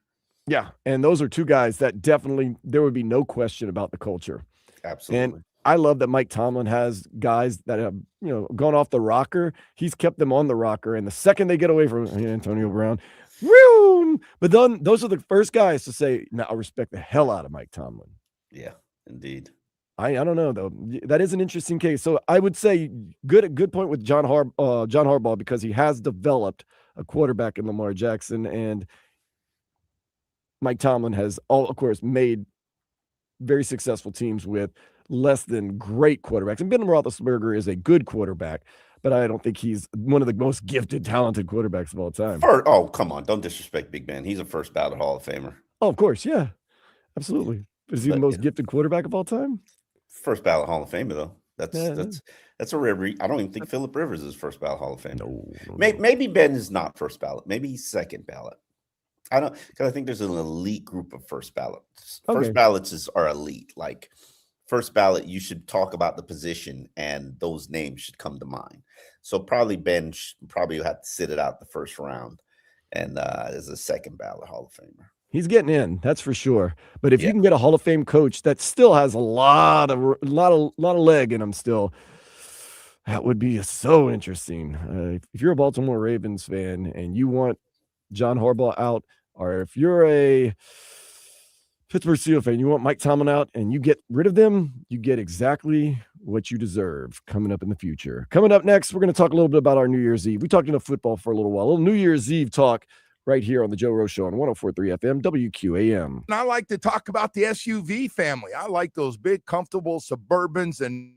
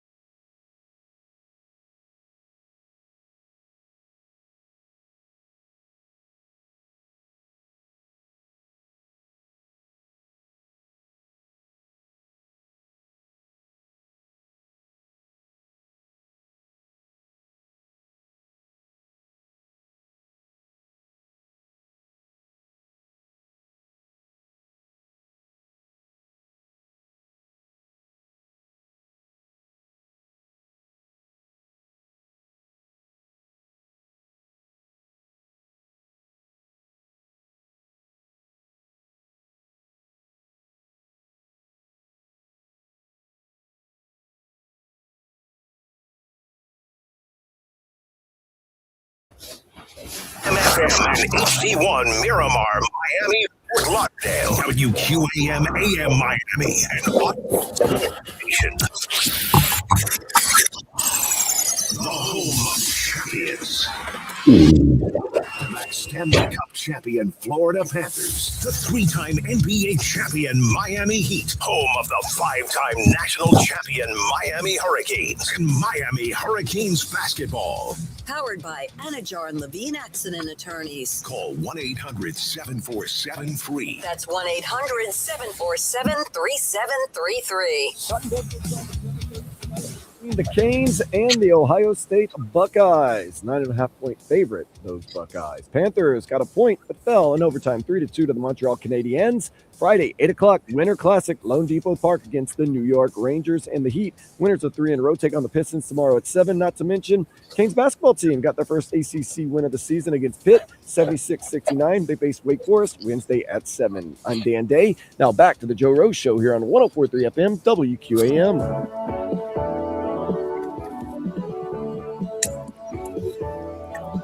Happy New Year. Getting ready for the ball to drop at midnight. Hopefully you don't turn into a pumpkin. Along with Omar Kelly, I am Dan Day. Omar, you have to have a game plan for New Year's Eve. Now, it can all go down the toilet. Things can get crazy, but you have to have a game plan. So I want to hear your game plan from when you leave this show today at 10 o'clock until midnight and even maybe into tomorrow. You got to have somewhat of an idea, a skeleton. What is your skeleton plan? Got to drop my daughter off and my parents, going to work, covering the Dolphins. Today is probably the last day I might have access to the team. So got to really figure out what's going on, the private stuff. And then work, go get my daughter and come home, cook a meal. And just chill and enjoy myself and probably get a good night's sleep. Oh, so is it important? Know what my New Year's Eve resolution is? Yeah, what is the New Year's resolution? I realize now that I only sleep about 5 hours a night, and I need to get to 7. I need to be realistic, and I need to strive to get to 7 hours a night at least 5 nights a week and figure out a recipe and a solution for that. Well, get to 6, you'll be a lot better. If you can get to 7, that would be just absolutely glorious. But it seems like at some point in your life, getting some sugar at midnight is really important. But sounds like tonight, no sugar for you at midnight. No sugar. No, I am going with a sugar-free. I'm going for a sugar-free spring. I will get back on the sugar maybe in the summer. But okay. I need to clean the sugar out my diet. I understand, man. That's totally understandable. Yeah, when I was younger, it was all about getting sugar at midnight. Now, been there, done that. If sugar comes, it comes. If it goes, it goes. That's okay. My plan's pretty. Listen, sugar is so bad for your diet. I'm just. Yeah. I've been addicted to sugar my whole life, and where has it ever led me? Where has it ever led me? It's a lot like the Miami Dolphins. It's just heartbreak after heartbreak. I mean, you're talking about the Dolphins, or you're talking about? Yeah. Talking about the Dolphins. So sugar, that's another New Year's resolution. I need to go sugar free in my life. Yeah, I understand. I just realized I'm in a relationship with the Dolphins, man. I get my hopes up at the beginning of the year. It's new, it's fresh. This thing's gonna work out, and then all it ends with me Sunday nights yelling and screaming. Yeah, I think from a stress standpoint, like doctors have told me, I've taken years off my life with stress. Mm-hmm. My job is part of the reason why, I have a high stress level. Mm-hmm. So yeah, the Dolphins have probably taken about 12 years off my life. Yeah. I got to get to the point where just don't let it affect me. Yeah, easier said than done. Easier said than done. I tell you, Omar, I am not joking with you, especially, later in the season, I do the post-game show. I tell myself, you know what? No matter what happens today, I'm going to stay pretty even keel. They're not going to upset me. I'm not going to get fired up. Maybe I'll even be defeated if they lose. I'll just be defeated. And every time I catch myself in the middle of a segment, raising my voice and being upset and wondering, my mind is wondering what the hell just happened. And they did it to me again. And they're going to do it to me again. And what's the sad thing, Dan? You're a transplant. I know your heart's really with New Orleans. You just adopted this team. That's the adopted love. Imagine being born in this. I know it. Imagine being, and same thing with the Hurricane fans. Imagine being born in this. These players that are playing for the Hurricanes right now, they have never seen a University of Miami team that's relevant. Never. Right. They don't realize the Hurricanes are one of the most storied, historic, tradition-rich, championship-rich franchises in college athletics. They see Alabama or what Alabama was with Nick Saban, and they don't realize that was UM. The players flocked to the University of Miami because we turned out pros. We turned out Hall of Famers. We turned out all pros. Pumped them out like the best factory in football. I will still argue to you, UM's greatest run of pros, pumping out pro players to the NFL, is better than anything Alabama ever did. Yeah. Oh, no. There was a time when Jimmy Johnson said, we'll come to your house. We'll play anybody, anywhere, anytime. They'd go into major universities and whoop them 55-3. Yeah, I remember the days of Paul D, because people don't realize I covered the Hurricanes for 7 years. I remember that in the days of Paul D used to talk to us privately about nobody wants to play us. We will give you 2 for 1. We will go to you and play you twice to get you in a home game. And nobody wanted to schedule the Hurricanes. They were once that program. And the kids that are playing on this team, the kids that are playing football right now, they weren't even born when that was happening. They have no knowledge, no awareness of what being a Cane means. Now, us old fogies, we know, and we hope tonight reminds us of what we once were. We hope. Get in there and don't look at the Buckeyes as some mighty, glorious program that the juggernauts. You were the juggernauts. You were the program that everybody looked to and feared. They quivered when they played you. You had a 40-something game home winning streak. Nobody beat you. Everybody came in timid. Those days are long gone. But you got to get that back, man. You got to get the eye of the tiger. You got to know how to bite a team's jugular, make them bleed, kill it out, shake, grab the neck and shake it. Like tonight, you go in there with the attitude of this: we didn't come to play you; you came to play us. Okay, let them know. Listen, Ohio State is a great team. I really do believe they probably have the best chance and best odds to win the national championship. I love Indiana, but I don't believe in Indiana. I believe Indiana got lucky against Ohio State. But do the Canes have what it takes to beat Ohio State? Absolutely. They've got a better defensive line. They've got better offensive line. And they've got, in Tony, probably the number 5 playmaker in college football, while Ohio State has the number 1. Yeah. Okay, yeah. And maybe but Miami's secondary is pretty damn good. I want to get to it. And back in the day, I remember Antro Roll, Larry Fitzgerald. Antro Roll was excited as hell about that matchup because you know what it was? It was an opportunity to showcase who I am. And made him a top 5 pick in the NFL draft. Go in there and show this team that you are who they think you are. That's what the Hurricanes need to do today. And the pregame starts right here at 3 o'clock. Kickoff going to be at 7:30. We'll have the pregame, the postgame, the whole game, all of it right here on 104.3 FM WQAM. We got something that's smoking hot, man. I have been blown away over the last couple weeks on the amount of people that I have met. I've never seen anything like this, that wanted to get engaged, found out about this stunning 3-carat certified lab-grown diamond, VVS Clarity, e-color, setting a custom-made 14-karat gold engagement ring for just $3,999. Never thought it. You probably never thought you'd find an engagement ring for $4,000. That's right. 3-carat diamond ring, only $3,999. Choose from your favorite shape, and larger sizes are available at similar savings, but hurry.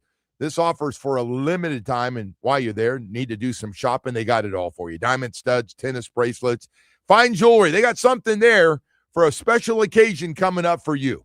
Need extra holiday cash? Beverly's pays top dollar for your old gold, silver, and jewelry with immediate payment. Plus, enjoy interest-free financing, free gift wrapping, and a great staff to make sure you get exactly what you need. Visit Beverly's Jewelers in Fort Lauderdale off of Commercial Boulevard or online at bevjewelers.com. Beverly's Jewelers, where South Florida gets engaged.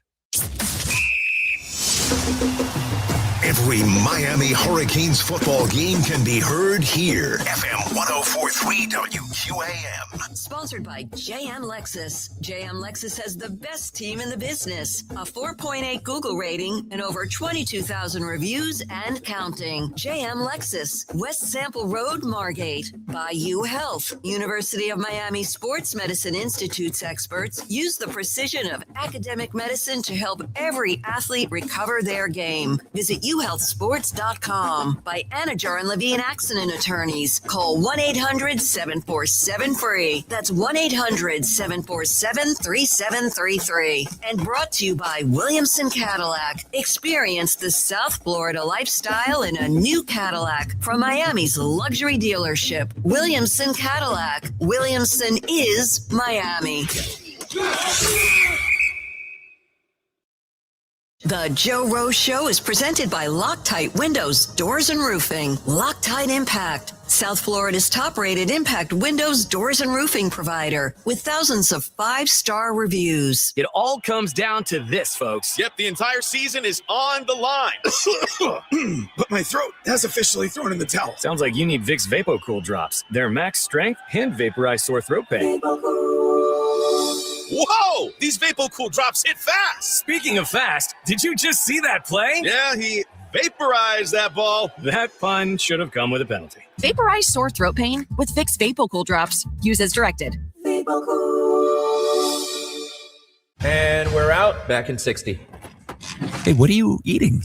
Chimichurri filet mignon. It's a Factor meal. Oh, nice. Wait, they let you eat like that in the pros? Oh, they insist on it. A pro's work starts on the plate. Oh, man, that does look good. Let me have a taste. Get your own. All right. Where do I find this? Is it factormeals.com? Yep, and they've got a deal going on. Oh, love a deal. I am so in. Smart move.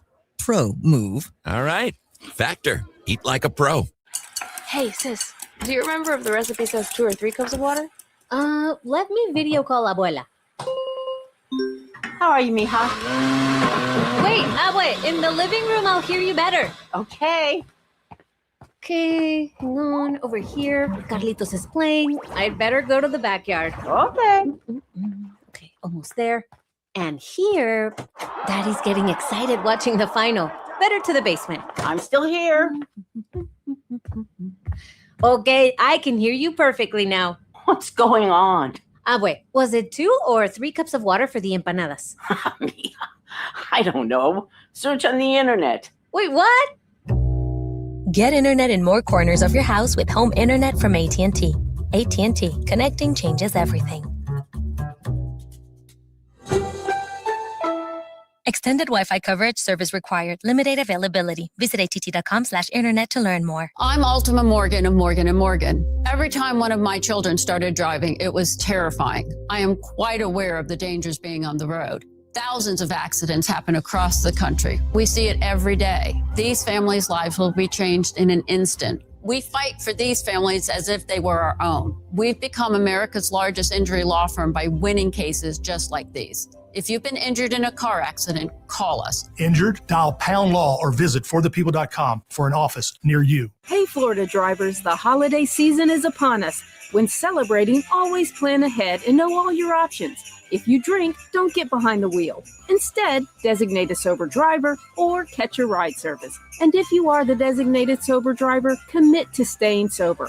Besides, a DUI could cost you $10,000. Not exactly the best gift you could give yourself. Celebrate responsibly and remember to drive sober or get pulled over. This message brought to you by the Florida Department of Transportation. Diabetes, high blood pressure, anxiety meds, everyone's on them. If you're a 40-year-old male, maybe a bit porky, and you may even have type 2 diabetes, $1 million of term life insurance may only cost you about $100 a month. Call Term Provider. Speak with Big Lou at 800-352-9239. Big Lou will find a term life policy for you even if you have type 2 diabetes, are overweight, or have high blood pressure. Term Provider has helped thousands of people like you who think they can't afford term life insurance. To buy $1 million of affordable term life for you, all you need to do is call Big Lou at 800-352-9239. Lou will make sure the scales are tipped in your favor. Call 800-352-9239. Big Lou will answer your call and work to fit you into a term life policy that you can afford. Remember, Big Lou's like you. He's on meds too.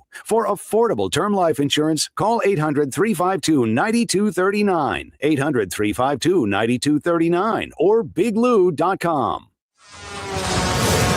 Traffic on WQAM is sponsored by Lexus of Kendall and Lexus of West Kendall. Your home for the best price on luxury. Now featuring the all-new Lexus TX 3-row SUV in stock and on sale now. Call 305-KENDALL today. Good morning. Overall, a nice New Year's Eve commute for you. A little bit heavy in Miami through the Golden Glades, but not too bad. There is an accident on the northbound side of 95 at Miami Gardens Drive, blocking a right lane. South Miami clearing an accident on the Turnpike northbound past Eureka Drive. It's on the right shoulder now. And delays building through Broward County. Turnpike northbound at Griffin Road, accident in the right lane. I'm Amy, and that's traffic on FM 104.3. And you can also listen to WQAM on the Odyssey, iHeartRadio, and TuneIn apps. This report is brought to you by the Casino at Dania Beach. Highlight is back through February 28th. Watch and wager. Celebrate the holidays at the Casino at Dania Beach. Join us New Year's Eve for a chance at a share of $10,000 in prizes. Plus the hottest slots, daily promotions, great shows, dining, live poker, and highlight. Join the fun at the Casino at Dania Beach.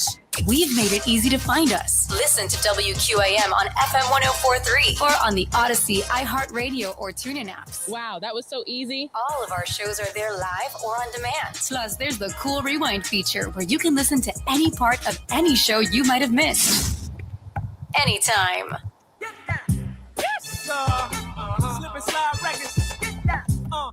Take it to the highs. It is New Year's Eve, and like most South Floridians, Omar Kelly and myself at Dan Day, center stage, not the dropping of the ball at midnight.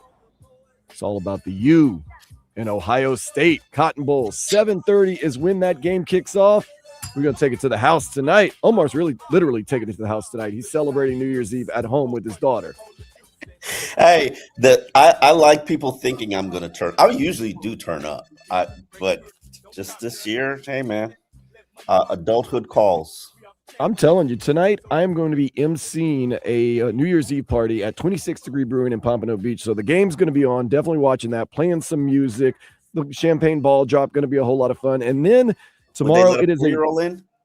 I'm sorry? Would they let a 4-year-old in? Yeah, it's family friendly. Absolutely. 23 Brewing. Okay. 26 Degree Brewing. Yeah, in Pompano Beach. Come on by. We got you. No, it's family friendly. And then it's a new year. And Omar, I've come to my New Year's resolution, and you and I are both very open and honest about working on ourselves. And sometimes we can't work on ourselves by ourselves. So we can get help with that. And, that's important. And especially for guys and guys like us that were raised to be tough and to be men. But I've had a lot more self-awareness, and I'm aware now that I'm getting older. And as I get older, I'm becoming more crotchety. So my New Year's resolution is to complain less and to just go with the flow and be happy. And I'm practicing already, I don't think you are a complainer. I am a complainer, but I can understand that is a good resolution. Yeah. And I catch myself, at a restaurant, maybe the service is a little slow, or someone talks, down to me, or talks, derogatively towards me when I'm out in public, like tonight. Let's just say if somebody, and I, start being like, and that comes with age. You get old and crotchety. I catch myself now, and I'm in the new year. I'm definitely going to try to do it even more. Catch myself and say, it's okay. Look, there's you're only hurting yourself by complaining. You're only working yourself up. So that's my New Year's resolution, to be less crotchety, to catch myself in those moments and just let it slide. So Hopefully, will it work? I'm hoping in most instances it'll work. So working on myself in the new year. And then hopefully the Canes don't make me crotchety tonight. Hopefully they go in there and take care of business against Ohio State, which I'm expecting a very good game from both teams, to be honest with you. They're both very talented. I could not believe the line differential. 9.5 points. You're basically saying the Hurricanes suck. I really like Ohio State. Huh? Yeah, they really like Ohio State. And Ohio State's giving you a lot of reasons. Yeah, they're a good coach. Good team. Well coached. Stocked with talent. Got a lot of draft picks. But aren't the Hurricanes a good team? Yes. I would not say they're well coached.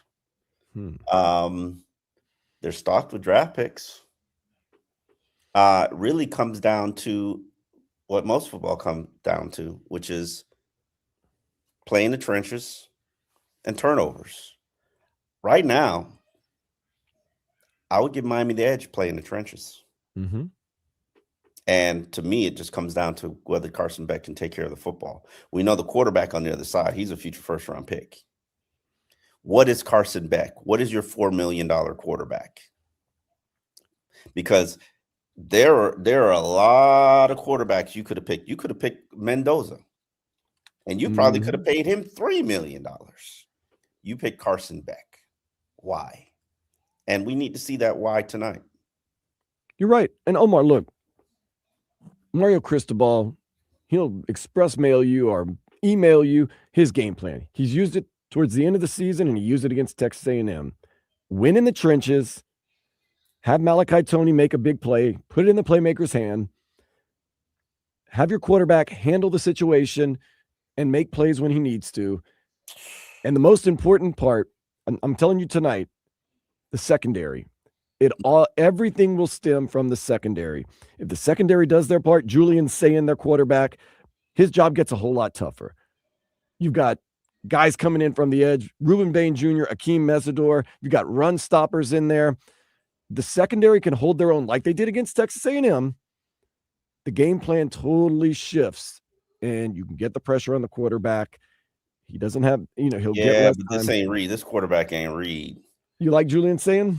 Yeah, he's good. He's good, and he's a good passer where Reed was not.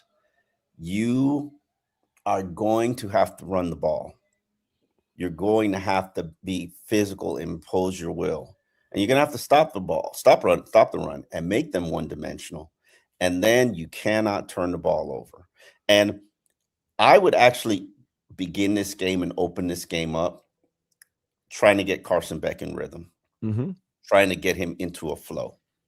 I would have borrowed some of those Mike McDaniel plays from last week, a rollout to the tight end, some of the easier plays that are easy money, and put things on film that Ohio State hasn't seen. That's the one thing I love about the postseason play. Kids, I call them kids, student athletes, they don't have school right now. Mm-mm. All of their focus can be put on football. There's no 20-hour limitation. And on top of that, you have had multiple weeks to get yourself prepared. You have had how many? 3, if not 4 weeks to get yourself healthy, to get your body regenerated. I don't want any excuses for lack of execution. There better be a hell of a better game plan than they had against Texas A&M, because that game plan that totally ignored and abandoned the run game, that ain't going to do. That is not going to do. And Carson Beck, the babysitter of the offense, that is not going to do. Like, we need Carson Beck to actually make plays and show us why you are a $4 million quarterback. Show us why you should be something better than a 7th-round draft pick. There is some word that Carson Beck, the reason the team went to the run game is because he realized that they could run very effectively on the Texas A&M defense. And he went to the offensive coaches and said, hey, look, we got to run it down their throats. But look, Carson Beck's get paid $4.5, probably $1 million. Is it 4.5? Okay. We don't know for sure, but it's between $4 and $4.5 million. Let's be conservative and say 4. This is where you go out and earn that money. This is where you go out there and be the difference. Tonight, you go out there and you're the difference maker, you're worth every penny of that $4.5 million. You That's go true. out there and be the player. Don't go out there. And once again, you're not a game manager tonight. You need to be somebody special. If you're going to beat Ohio State, you need to be the Carson Beck that we bought. The Carson Beck that at Georgia won big game after big game after big game.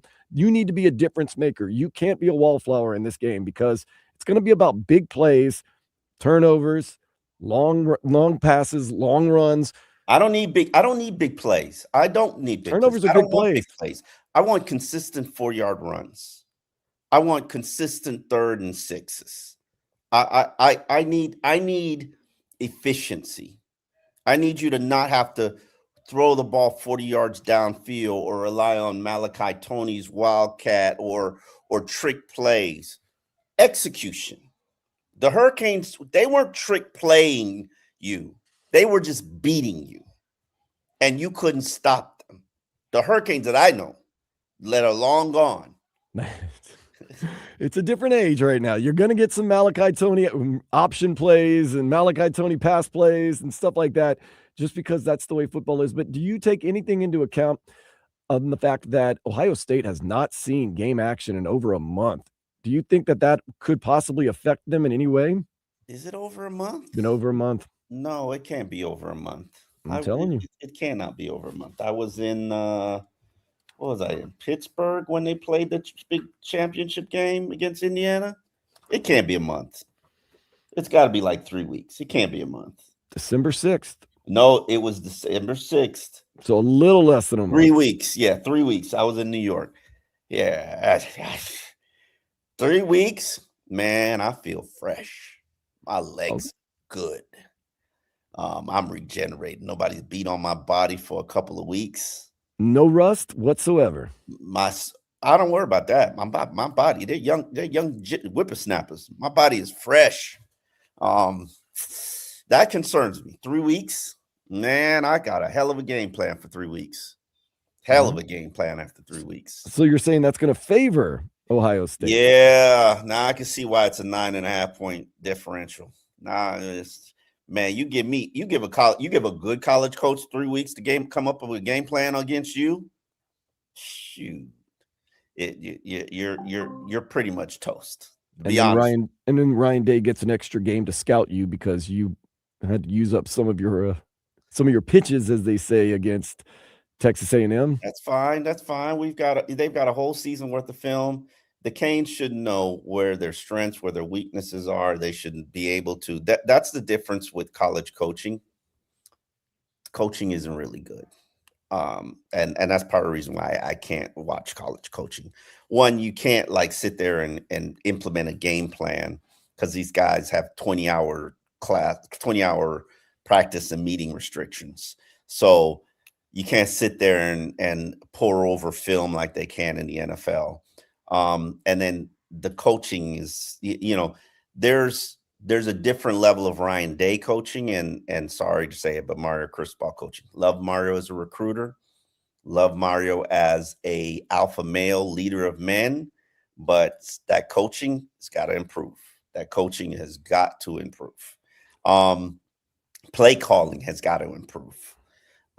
So he's up against it today.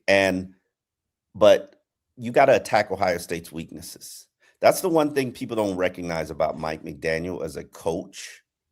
Mike McDaniel is a very good game planner because whatever that opponent's weaknesses are, he's going after it. Doesn't necessarily always work all the time because teams have counters to that.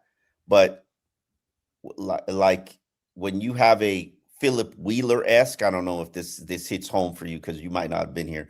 When you have a Philip Wheeler-esque linebacker in the secondary, in coverage, you got to go after him. You got to go after him a lot. And when you have like last week, Tampa Bay attacked Jack Jones. They saw something that led them to believe that McMillan could roast him. That guy came into the game with 5 catches for 48 yards the entire season and had what the hell did he have? And had a 7 catch, 114-yard performance on Jack Jones. They saw something that said he's lunch. Yeah, but don't you want McMillan to beat you and not Mike Evans, who had, I thought, a poor showing against the Dolphins? I don't want. I can hear what you're saying, and Mike Evans, 31 receptions for 3 yards, but the other 2 receivers, Goodwin had 7 for 108, and McMillan had 7 for 114. Who went like you saw what happened? You had eyes. They were getting carved up the whole game. And really, Jack Jones was getting carved up the whole game. Jason Marshall Jr. was getting carved up the whole game. Rasul Douglas, he did all right. He did his thing. Yeah. But, whoa, Lord. But that's game planning. Mm-hmm. You got to do that if you're the Hurricanes. And I don't know what the weaknesses are of Ohio State, to be honest with you. If they've got some. But everybody's got some. Yep. Or else, everybody would just walk through like the Canes did back in the 80s and the early 2000s. They would just walk through. It'd be all right. But that's why they pay these guys the big bucks. One more wrinkle to coaching in tonight's game. We're going to get to that next here on the Joe Rose Show, 104.3 FM WQAM. First of all, I want to tell you about Atlantic Men's Clinic ED and Low T, man. It's nothing to mess with. I don't care what age you are.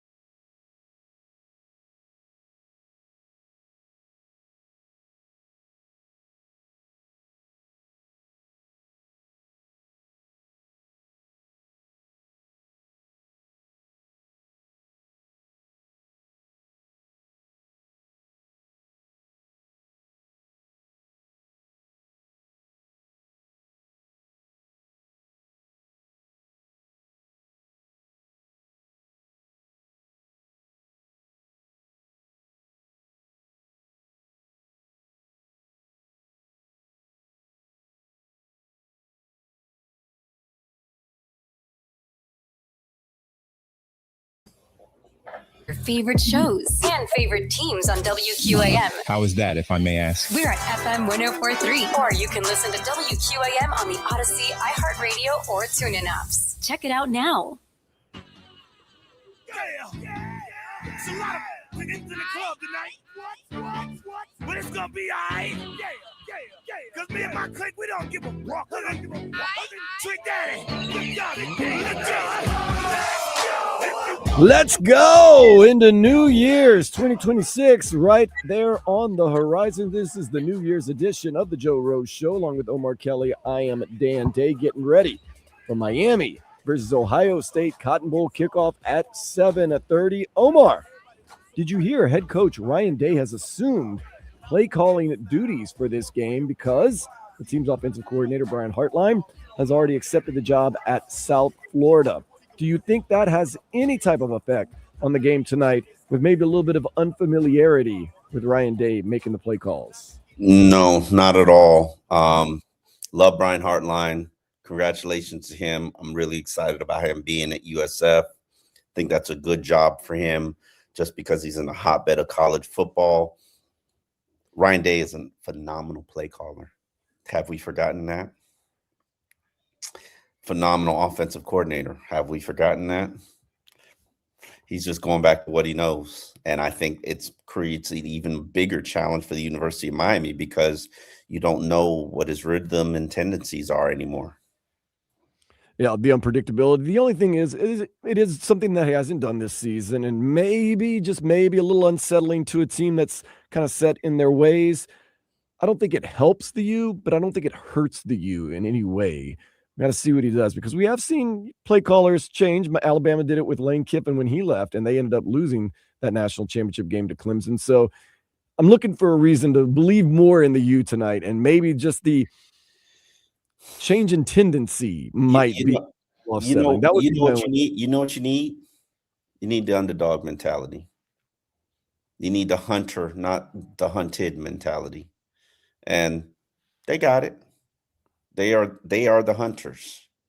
So let's live up to what our legacy is, what our name is. If you want to put UM back on the map, here is your chance. Here is your opportunity.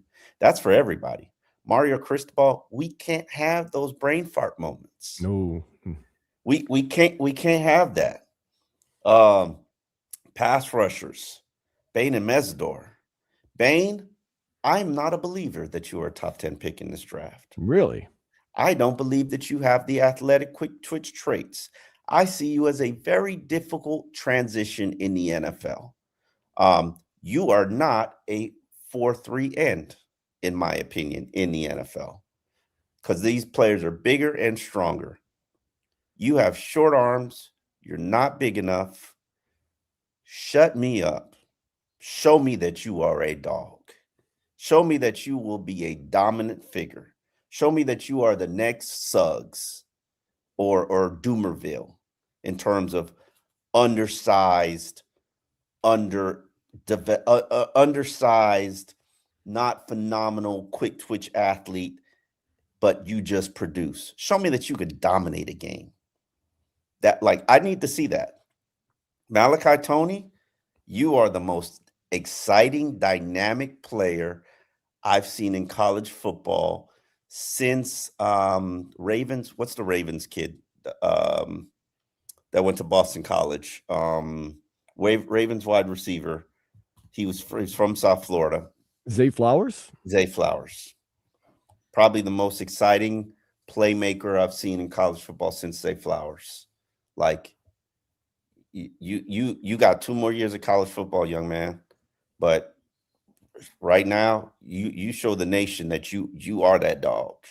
And, Mark Fletcher, there's some talk about you going to the league. You haven't rushed for 1,000 yards in your career.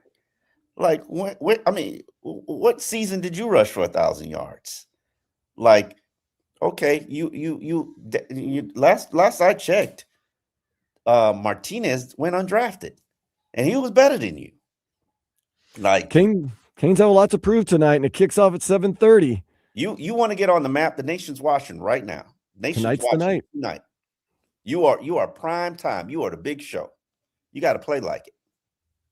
It's a New Year's Eve kickoff, 7:30 Cotton Bowl. The U can show the whole world tonight. One more hour of the Joe Rose Show. I think Alan Pupart going to be joining us around 9:15, 9:20. So we'll get ready for that and get you ready for New Year's Eve, get you ready for the U, get you ready for the Dolphins game this weekend. Does it mean anything? We shall see. Omar Kelly, Dan Day. Didn't know that. Oh, yeah, there's a big game. Big game. Who are they playing? They're playing a pretty good team. Pretty good team. Is Drake May the MVP? Yeah, I can't believe you're even saying that, but couldn't possibly. We'll see what it means for everyone. It is the Joe Rose Show here on New Year's Eve, 104.3 FM, WQAM. Hey, I do want to take a second to tell you about Chapman Partnership, and I want to thank all the people that have donated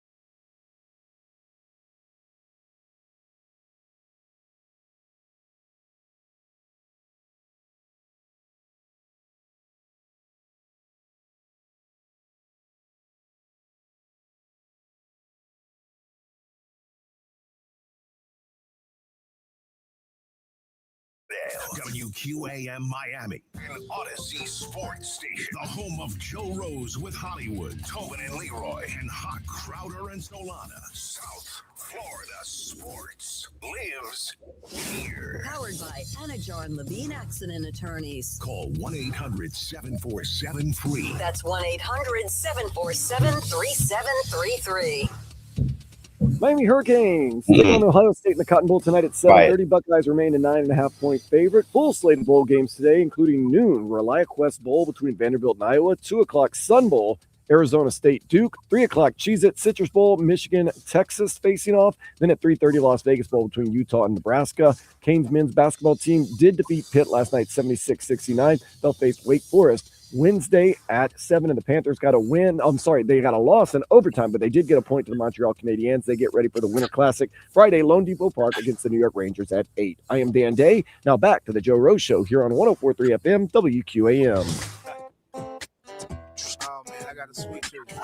This one you're gonna need a root canal. I love sugar.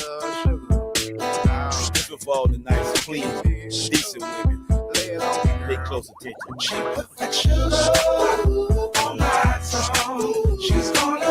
Ooh, a little Trick Daddy Ludacris and CeeLo Green. So CeeLo's an Atlanta dude, but Flow Riders, Miami through and through. Playing that one tonight because Omar and I both probably aren't getting sugar tonight at midnight, but that's okay. Oh, I'm getting sweet hugs and kisses from my 4-year-old. Take that any day, man. Take that any day. We're here to help you. Omar Kelly and I are here to help you. We're going to talk to Alan Pupart, a.k.a. Poop, in just a minute. But, tonight I'll be out at 26th Degree Brewing in Pompano Beach. Omar's going to be with his daughter having a good time. People always ask me because they know I'm out every night and whether I'm working or playing. And they say, Dan Day, how do I beat a hangover? You got to know. I hear there's a burger at Skinny Louie that you order. Or I hear you eat 3 pancakes from the original Pancake House and it beats it. Or drink a Powerade and a vitamin water back to back. I'll tell you how to beat a hangover. 2 things you need: sleep and time. That's the only thing that's going to fix it. I'm sorry. Hold on. Wait a minute. Sorry. A Pedialyte and two Advils. Mm-hmm. Sleep. Get some Pedialyte in your house now. It'll come back easier on you, but But I will say this: I have stopped drinking. Generally, I'm a social drinker anyway, but I'm at the age now where alcohol is like poison to me. So it leads to migraines. I mean, I'm talking about 2 sips, it's migraines now. And some people are just like that. So I really stopped drinking. It just doesn't benefit me. People say, "Oh, drink higher end or drink, darks or whatever." Right, no. I'm like, why even take the chance? I like my migraine-free life. Yeah, and that to me is one of my resolutions. My other resolution is also to be more committed and focused to my fitness. And I have had periods and spurts where I'm good, and then the pandemic happened, and then not just the pandemic, because I can't even blame it on the pandemic, but then I was raising a baby, and you know how much sleep you get when you're raising a baby. Maybe I got 3 hours a night of sleep. Now I've got a toddler, but she's, I have no excuse, especially now in the off season, outside of searching for maybe a GM and maybe a head coach. I got nothing but gym time on my hands. Funny that you bring that up, because the first thing I'm going to do once I get done here at the radio station is go to the gym. A gym that you know all too well. I wouldn't say all too well. You used to know. Omar and I used to work out at the same gym. You fit, baby. I will tell you though, as a Planet Fitness new member, if you get that black card and you get to use the massage chairs, and sometimes I'll just show up at the Planet Fitness to use the massage chairs and the waterbed thing. I'm telling you, for the same thing you're paying at UFit, I know it's right down the street from you, but I hear there's a Planet Fitness in your neighborhood too. Okay. You might want to reconsider your life, especially right now when they got these fat people New Year's Eve promotions. I always like it when you go to a new gym and you buy a deal. They just look at you like, this sucker really thinks he's going to come every day. And then I start going every day and they're like, oh, he might come every day. And I'm like, yeah, when I told you I'd be here a lot, I told you I'd be here a lot. So thing is, Omar, you're doing the right thing by saying, number one, a New Year's resolution. Number two, give yourself as many excuses to go to the gym as possible, because it's easy to make excuses not to go. Yeah. I always have to, my mentality is, if I don't sign up to the closest gym nearest me, I'm not going to go. It's the best way to do it. I have to literally wake up, get in the car. I'm happy when I'm inside the door and working out and feeling the adrenaline and the pumping weights. But the walk to my car, the drive there, walk inside the gym,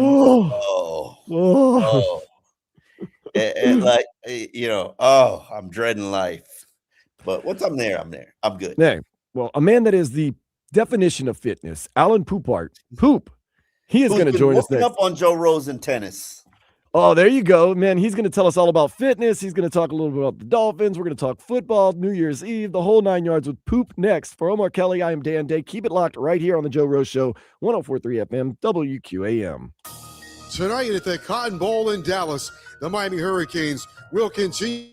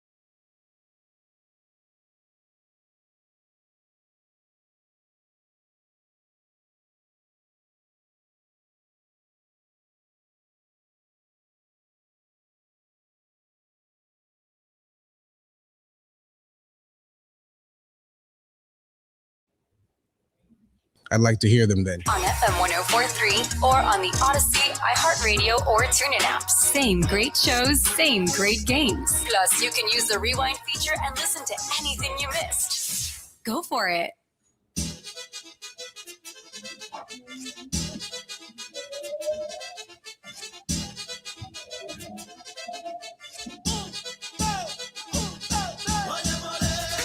And a happy New Year's Eve on this New Year's Eve, December 31st. Also, it is game day, baby. Canes going to be taking on Ohio State at the Cotton Bowl. Kickoff is at 7:30. Our pregame going to be starting at 3 o'clock, and it's all about the U today. Can't forget about a lot going on with the Dolphins. A lot could be changing. Some things could be staying the same. So we brought in Omar Kelly. I am Dan Day on the Joe Rose Show on this holiday edition of the show. And now we're going to go to the Toyota of Hollywood hotline. And we're going to talk to publisher of Miami Dolphins on SI and the host of the All Dolphins podcast, Alan Pupart. First things first, Alan, I want to tell you a very, very happy new year. Well, right back at you, my man. Got to get to the Dolphins. Go ahead. What's your New Year's resolutions? What is my New Year's resolution? It's a great question. I haven't formulated it yet. How about that? Okay, that sounds like a loser's answer. No problem. Okay. Thank you very little. You only had all year to think about it. Yep. Maybe I have an everyday resolution. How's that? All right. Sounds like a cop out of an answer, but no problem. Just have it evolve as the interview goes on, and we'll circle back at the end of the interview, and maybe by that time you'll have us a New Year's resolution for yourself, because we're worried about you, Alan. Not pay any attention to what Omar says. That's my New Year's resolution. How's that? That might help you in this 2026. Alan, I did want to ask you this. If the Dolphins do decide to blow it up, meaning fire Mike McDaniel, get a new general manager, get rid of Tua Tagovailoa, would there be any negatives? And if there would be negatives surrounding that, what would they be? Oh, that's a great question. I don't know that there would be a whole lot of negatives. There certainly wouldn't be with the fans, who I think would love for it to be totally blown up. I think if you blow it all up, and I don't even know if it's a negative because it may happen anyway, is I think you're seriously looking at a 2026 season with zero playoff expectations, which might be the case anyway, except if you bring back Mike McDaniel, maybe the idea is that a tweak here or there gets you back in contention. And this is where the Dolphin brass can convince themselves, we made a little bit of a run in the second half of the season. Who's to say we can't do that from the start, except now it's 2 years in a row that it's gone like that. But I think that would be the biggest setback, I think. Yeah, explain to me, you've just planted a brain bomb in my brain. Explain to me what possible thought process you could have of them keeping things status quo and then expecting a playoff win. Get to paint the picture for me. Yeah, and this is what Mike McDaniel makes this argument to Stephen Ross, and I think it starts with when I became a head coach, I took over a franchise with, for lack of a better term, a broken quarterback. I got him to places he probably wouldn't have gone without me. And I'm sure McDaniel would leave out with Tyreek Hill, Jalen Waddle, Devon Achane, and Raheem Mostert, but that's a different story. And then I showed you a different formula to have some success, to get a 4-game winning streak, which was more focused on the running game, which was my area of expertise anyway, coming from San Francisco, with good opportunistic defense. Let me work with a different quarterback who maybe doesn't have some of the athletic limitations that Tua has developed, and see how far we can go with this. You saw a glimpse of it, but that 4-game winning streak, that was just a preview of bigger things to come. That's the Mike McDaniel sales pitch to Stephen Ross. Okay. And that gets me where? And what's the quarterback? If I'm considering this, I'm treating you like a head coach candidate interviewing for a job. And right now, you got to tell me who your defensive coordinator is, who your quarterback's going to be, and the plan to get me. And I'm asking it as Mike McDaniel. My quarterback's going to be. You've already seen glimpses of what Quinn Ewers can do. I think give him a full off season, he can do even more, and then we're going to supplement that with seeing if there's a good mid-price free agent option available. Obviously, Malik Willis completely stands out, although he might be pricing himself out of the Dolphins' range because the Dolphins can only be paying so much for the quarterback position, given that Tua's cap number is always going to be so high. And then as far as defensive coordinator, I'm not sure. We don't need to replace Anthony Weaver. We just need to get a little bit better talent around him. A lot of the rookies who played in 2025, and there were a lot of them, are going to become more important players in 2026. Kenneth Grant, Jordan Phillips, Zeke Biggers, Dante Trader Jr., Jason Marshall Jr. No guarantee they'll be better players because Chop Robinson didn't get better in year 2. You are absolutely correct. Again, I'm talking as Mike McDaniel. If you're talking to me as Journo over here, you're absolutely right. I'm saying I'm talking to you as Steve Ross. Oh, correct. Well, now I'm supposed to answer as Mike McDaniel. Well, it was an aberration. We still believe in Chop. He's got a very high ceiling, but this is where I'm going to detach myself from Mike McDaniel for a second and say, yeah, there's major reasons to be concerned with Chop Robinson. And Omar, all along, I have not advocated for Mike McDaniel coming back. I just think that's what's going to happen. But it's a hard sell to the fans, and I get that. I really, really get that. Would you, as Stephen Ross, knowing that you're driven by being liked, would you really piss off your fan base by telling them status quo basically won't do in 2025, and then give them less than status quo, if not status quo? Well, if I'm Stephen Ross, I'll make the argument, well, it's not status quo because we got a new GM. But either one of those two things are going to happen here is either Stephen Ross does not care what the fans want, or he's completely oblivious to the fact that a very large portion of his fan base wants change and not just Chris Greer. So it's one of the two, and I think at some point it's either going to be, and I don't think Stephen Ross is oblivious enough to not realize that the fans would like a different head coach in 2026. And I think then it becomes a case of, sure, he wants to be liked, but he's going to convince himself what they really want is just to win. And I still have a lot of confidence in Mike McDaniel. And we all know Stephen Ross hangs on to the people who tell him the right things he needs to hear, or he develops an affinity for, hangs on to them much longer than he should. Absolutely. So why are we expecting this to be different? We're here talking with Alan Pupart, DolphinsSI.com, also the host of the All Dolphins podcast. I remember a guy you started that with. I can't remember his name right now. But Alan, to forget him. Sorry. I have this question because me and Dan Day discussed this question earlier in the show, and I wanted to pose it to you.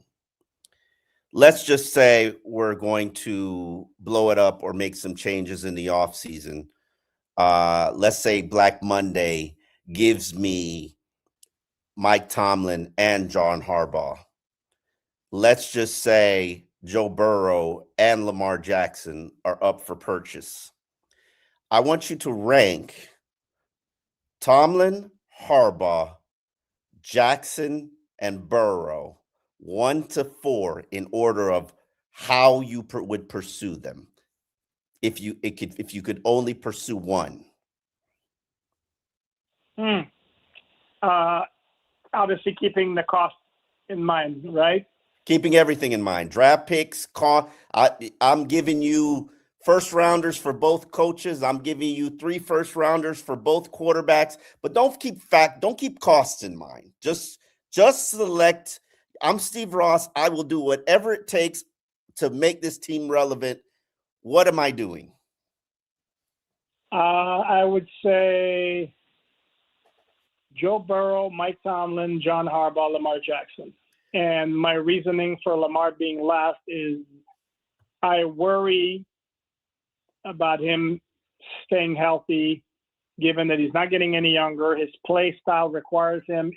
For Lamar Jackson to be Lamar Jackson, he's got to be this dynamic dual threat. He has become a good pocket passer, but he's not a good enough pocket passer that you give up 3 first-round picks for. So that's why I would rank him.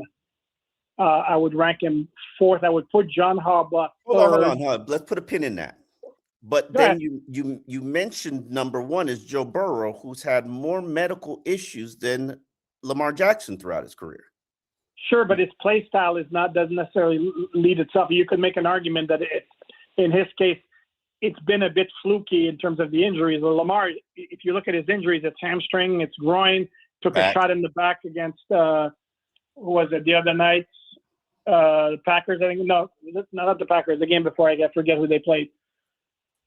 So Lamar's playing style lends itself to him being vulnerable to getting injured more so than Burrow. And yes, there's absolutely a risk factor with Burrow because yes, he has gotten a lot of injuries, but they're more of the fluky nature, like what happened to him this year, where gets stepped on by it or he gets tackled the wrong way, sacked the wrong way, and he winds up with a foot injury.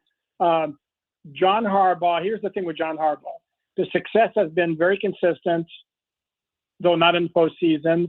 And if we are going to keep throwing flowers at the Baltimore Ravens organization or how good they are at player acquisition, and I think both you and I are on the same page that they are very good, then how is it that Harbaugh has not done more with that talent? Whereas I could make the argument that Mike Tomlin, I think, has achieved similar consistency without the major success since he won the Super Bowl with much lesser talent, particularly a quarterback ever since he had Ben Roethlisberger's on his last leg. And they found a way to make the playoffs with Kenny Pickett, Mason Rudolph, and this year with a 42-year-old Aaron Rodgers. So that's why I would put Tomlin over Harbaugh and then Burrow over Jackson, even though I'm still not sure I like the idea of giving up 3 first-round picks for Joe Burrow either. Let me ask you this question, though. When it comes to Harbaugh and Tomlin, Harbaugh at least has a history of developing quarterbacks. Name me the quarterback that Mike Tomlin has developed. But here's the question, though. How much credit are we going to give John Harbaugh for Lamar Jackson? I remember Lamar Jackson at Louisville. He was basically like an 18-year-old playing with 12-year-olds. And everybody and people in the NFL, including Bill Polian, said he needs to be a receiver in the NFL. The Baltimore Ravens, he dropped to 29. The Baltimore Ravens believed he was a quarterback, and he turned out to be a 2-time MVP. And not only did he develop Lamar Jackson, but he also developed Joe Flacco. Joe Flacco was his selection. Yeah, but he's also a first-round pick. I mean, you look at the pick. And history of developing quarterbacks. I believe Kenny Pickett was a first-round pick. I mean, it was a first-round pick who I was told was kind of forced because he was a Pitt guy, and the Steelers had passed on Dan Marino in 1983 as a Pitt guy because they didn't want to put that kind of pressure on him, and they kind of took a lot of flack over the years on let's do a makeup over here. Kenny Pickett ever looked to you like a first-round pick? And it's not like he's gone on anywhere and been developed by anybody else. And as far as Lamar Jackson is, I'm sorry, I'm no scout in my football knowledge. My football IQ is not very high. And to me, this notion of he's not a quarterback in the NFL to me was always stupid from the start, where it was pretty clear he could throw the ball in college as well, even though what he was famous for was just the insane running ability. Your overall point, sure, but I think I'm not sure how much weight I would put on that. I agree with you, Alan Pupart. That was my list exactly. Omar had a different list, but one thing Omar and I agree on is that although Devon Achane is the MVP of this Dolphins team, that doesn't exactly mean the Dolphins should give him an extension in this offseason to make him happy. They should maybe do some more prudent moves. How would you approach the Devon Achane situation this offseason? Very carefully. That's my standard answer. Yeah, the problem is, and this is where if it winds up being Champ Kelly going from interim GM to full GM, so we're going to have a serious discussion with Devon Achane's agent and telling him this is a new regime. We do not operate the way we operated before, because one of the biggest mistakes made by the previous regime and or Dolphins was they were so quick to give out extensions for jobs well done without really thinking about it for the long term, and it wound up biting him in the you know what. And I mean bad. And when I'm talking, not just Tua, Jalen Ramsey, who they had no business restructuring for a second time since they traded him, Tyreek Hill, who had like 2 years left on his contract. He didn't have any guaranteed money. Well, tough for you. With HM, you strike the balance. You don't want to piss him off and to really turn him off, and chances are he may hold in. But you do hold his contractual rights for 2026, which will be his fourth season. You can franchise tag him in 2027. You do not. I don't know. It's tough because I don't know that you blow up the bank for a running back as valuable as he's been to this offense. It's just not good business, because running backs are interchangeable. They don't necessarily have a very long shelf life. So you're going to have to be very clear in your early discussions in the offseason with HN's agents about what's going to happen. But that's going to be a delicate one, because I don't necessarily buy into the idea of also considering trading him, because where's this offense in 2026? This year, if you don't have Devon HN on the team. It definitely is going to be a tough decision for the Miami Dolphins, but you're right, Alan. I can't name you an extension that this franchise has given out probably the last 5 years that they haven't regretted. But c'est la vie. We live and we learn, or if we're Steve Ross, we don't learn. No, and then when they don't give an extension and the guy leaves, they get crucified for it. So that is true. Okay, that is correct. Like they can't win. Yeah. And Alan Pupart, before we let you go, I got one more question for you. If the new new regime decides to keep Mike McDaniel, what would be the ceiling for the Miami Dolphins with a Mike McDaniel-led team? That's a great question. It's such a good question. I don't know. That's a very, very good question. I think of Mike as a very good offensive mind. Even though this can be overblown, he does keep the locker room together in times of trouble. That's one thing. The game management, including adjustments, including certain decision making, to me, certainly is an A level. So I don't know exactly how far, if they get the quarterback situation right, a playmaker here or there. I don't think it's fair to eliminate and say categorically, no, absolutely zero chance of winning a playoff game in 2026 if you keep Mike McDaniel, because if that's the case, then there's less than zero logistical, logical reason to keep him around. So maybe win a playoff game if a lot of things fall right. Publisher of Miami Dolphins on SI and host of the All Dolphins podcast, Alan Pupart at Pupart NFL. We appreciate you. Happy New Year's. Did you come up with a New Year's resolution other than not to listen to Omar the rest of the year or the rest of next year? Nothing. I'm not terribly philosophical. Just something as simple as be better every single day than I was the previous day. How's that? And beat Joe Rose in tennis, what a right? Cop out. What's yours? Come on, inspire me. Give me something deep. My goals are to work out 3 times a week and to also get more than 5 hours of sleep. And Dan talked me into just saying 6 a night. Okay. So I think mine's better actually, but you could hold me accountable to mine. I can't hold you accountable to your little fluffy, be better than I was yesterday, New Year's Eve resolution. I can't come to you, Alan, and say, are you being accountable to yourself, Alan? Have you gone to the gym or did you get 6 hours a night? No, Alan, were you better than yesterday? There you go. Right now I am working on. I'm not quite there yet. Right now, I'm about a little bit lesser than I was yesterday. So I have some work to do. Alan Pupart, you are like a fine French wine. You get better and better every single day, and we appreciate you joining us today. Enjoyed it. Happy New Year, fellas. Happy New Year. That is Alan Pupart. Omar, you and Alan. It's a love-hate thing. I always enjoy the way you guys get along. No hate. We just have fun. You go at each other a little bit. Yeah, we do go at each other. Yeah. But it's all in love. It's all in care. So we appreciate that. And we're going to wrap the show up. Last Joe Rose show of 2025. Omar Kelly, Dan Day. This is 104.3 FM, WQAM. I'm Jaime Jaquez Jr. of the Miami Heat. Listen to our games here. New Year's Day basketball for the Miami Heat. They're in Detroit to face the Pistons. We'll start the coverage with preheat at 5:45. Tip at 6. The Heat play here. FM 104.3 WQAM. And always streaming on the Odyssey, iHeartRadio, and TuneIn apps. The Heat on WQAM.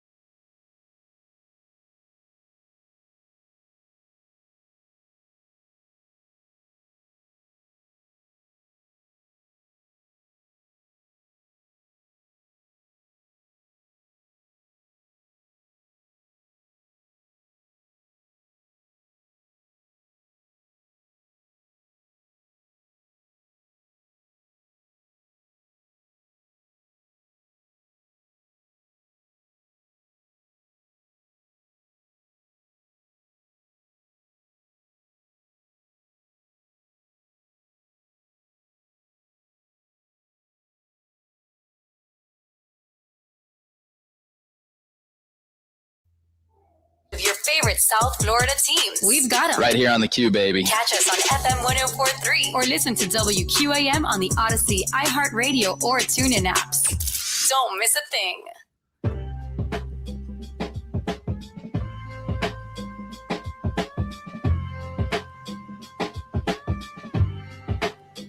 Wrapping up the year here on the Joe Rose Show 2025. And I always like to be an optimist, and especially when it's New Year's Eve and New Year's Day, optimism reigns. And call me an optimist. I feel as though there is a path for the Miami Hurricanes to beat big bad Ohio State tonight, win from the trenches out, get the secondary going. Carson Beck, be the Carson Beck that we paid for. Malachi Toney, make a play. Maybe get a little luck here and there. No shame in getting some luck if it means getting a victory. Of course, our pregame going to start at 3 o'clock. Danny Rubinowitz and Brian Monroe going to have you. Joe Zagacki and Don Bailey Jr. on the call. Then postgame with Alex Dono. And I'll be a little bit optimistic too with you, Omar. Miami Dolphins are playing the New England Patriots on Sunday, 4/25. I don't know what the Patriots are going to do. I don't think Mike Vrabel has a lot of let up in him. Drake May may be playing for the MVP. Yeah. They're playing for the number 1 seed too, aren't they? Possibly, yes. Yeah. Possibly. I believe they're playing for the number 1 seed. Drake May is playing for the MVP. Dolphins are playing for pride. And Bradley Chubb's $5.2 million. So when does the $5.2 million kick in? What is the condition on that? They have to get to top 20. He is qualified for most of his incentives. 8 sacks. That he got to 8 sacks, which just triggered another $900,000. Playing time incentives. He's qualified. He's played every single game this season, so he's going to get the full like $2.2 million of that. But the $5.2 million of incentives is contingent on them being a top 20 defense. Right now, they are 21. I believe they are like 6 points. They are 6 points behind the Atlanta Falcons. So they technically need to hold the Patriots to less points than the Atlanta Falcons will hold next week's opponent, which is I think they play the Saints. Yes, then the Saints. So you basically have to. I'm saying hold the Patriots to 10 points. Come on, Tyler Shuck. Let's go. I need Tyler Shuck to ball out in this game for multiple reasons. So does Bradley Chubb. I want Bradley Chubb to make pay. He's really fought all year long. I've been impressed with the way he's played this year. And the real question is, what's this team going to look like on Monday, January 5th, or a month from January 5th? Could be drastically different, could be oddly similar. And you got to think, and I said this to you, Omar, and you had the ultimate answer for me. I said, how can a new GM, because the new GM, no matter who they are, is going to come in and sell you past 25 years, the status quo can't be taken anymore. We got to change things. Culture. It's going to be different. We're going to change how we do things. We're going to build from the trenches. We're going to be a team that invests in our young players. We're not going to spend in free agency. You know how many times I've heard that dribble before? But how can you come in and sell that and then say, oh yeah, but we're still going to have the same coach? And then you said, Dan, because when they sit down at the table with Stephen Ross says, let's put this on the table right away. There's some conditions to this job. Mm-hmm. You have to take him or leave him. And then you know what some guys are going to do? If you're watching on YouTube and Twitch right now. Mm-hmm. No, when they're offered, they're going to say, they're going to continue with the interview. And then when they're offered, they're going to say, thanks, but no thanks. Or use the situation for a raise. Because no great candidate is going to say, okay, yeah, you can handcuff me, but yet want results that are going to be. Look at Jacksonville's situation. Cohen, forgot what his name is, first name. The head coach. He's probably going to be coach of the year. Is his name Shane Cohen? Maybe Shane Cohen. Duval, Mr. Duval. He initially turned that job down. Ooh. He said no, thanks, but no thanks. And the reason he turned that job down was because they were forcing him to work for the existing general manager. And he basically said, I'm sorry, but if I'm coming into this situation, if this is the job that I'm going to select, I need to be the number one football authority, and I need to be put in charge of I need to hire the general manager. I need to pick my general manager. And realistically speaking, truthfully and honestly, and look where he's done. I didn't even believe in him. Props to him. A lot of people didn't believe in his quarterback either. No, yeah, and I didn't believe in Trevor Lawrence. I didn't believe in his team. I saw them in joint practices. They weren't good. They are, what are they, 12-win team this year? 11? Jacksonville Jaguars, they're a 12-win team. I think they're 12-win team. 12-4. 12-4, probably competing for the number one seed. I'm sure they're in the running for the number one seed. And you got the Broncos and the Patriots, and then there's, I guess, an outside chance the Jaguars could sneak in at number one. Oh, okay. So props to them. But he wanted to, you get one shot at this. And he was being ultra selective about it. And a good candidate, that's what they would do. Harbaugh and Tomlin should not even pick up the phone if you're not giving me full power and the ability to hire my GM. Don't even pick up the phone. Yeah, they're not even going to pick up the phone for that. I guarantee. But you know what? We're talking about all these teams in the AFC. We're avoiding the best team in the AFC, the team that everyone should be absolutely in fear of playing in the playoffs. That's the Houston Texans. Oh, God. Oh, my goodness. Run for your life. I thought about that this morning. I think the Houston Texans are my favorite to win the Super Bowl. Oh, that defensive line. Run for your life. Yeah, that defense. All I've seen in the past 6 games is every single quarterback on his back. And it's not just 1 or 2 plays here and there. It's all 3 downs. They are a force. And I haven't watched them enough, but I was just thinking about that last night in the shower. Why I'm thinking about football in the shower, don't ask. Don't ask. But and I was like, they might be front runners to win the Super Bowl. And now you're talking about a 3-year rebuild. They rebuild in 3 years. The Jaguars rebuild in 1 year. The Patriots rebuild in 2 years. How long have we been rebuilding with the Dolphins, Dan-Day? Depends what reiteration of rebuild that you want to go to. But if you just want to give the long answer, 25 years. If not, it's what, 5-6 years? 7, because we started this rebuild in 2019. Mike McDaniel just took over in the middle of a rebuild. I really thought when they started the initial rebuild, we got Flores in place. He's going to be the backbone of this team. Tua, he's going to be our quarterback. We have all these draft picks.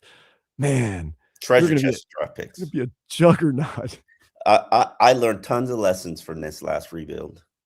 And to start with those lessons, you could have a 6 billion draft picks. The problem is if you hit on them all, if you hit on most of them, you can't afford to re-sign them. True. So you have to keep rebuilding.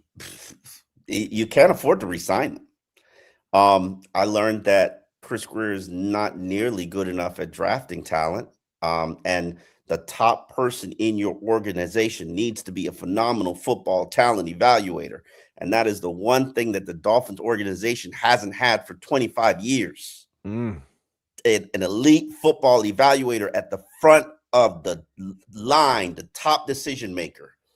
And the Dolphins have been quick to give out big contracts and make people happy. Maybe that should be their number one target. Who get the best evaluator out there and pay him or her basically whatever they want. I and the sad thing is, I can't name you a name. Right. I can't give you a name right now.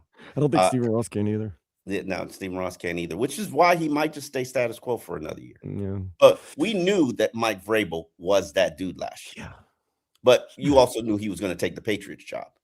So true. But there is no Mike Vrabel sitting there staring us in the face.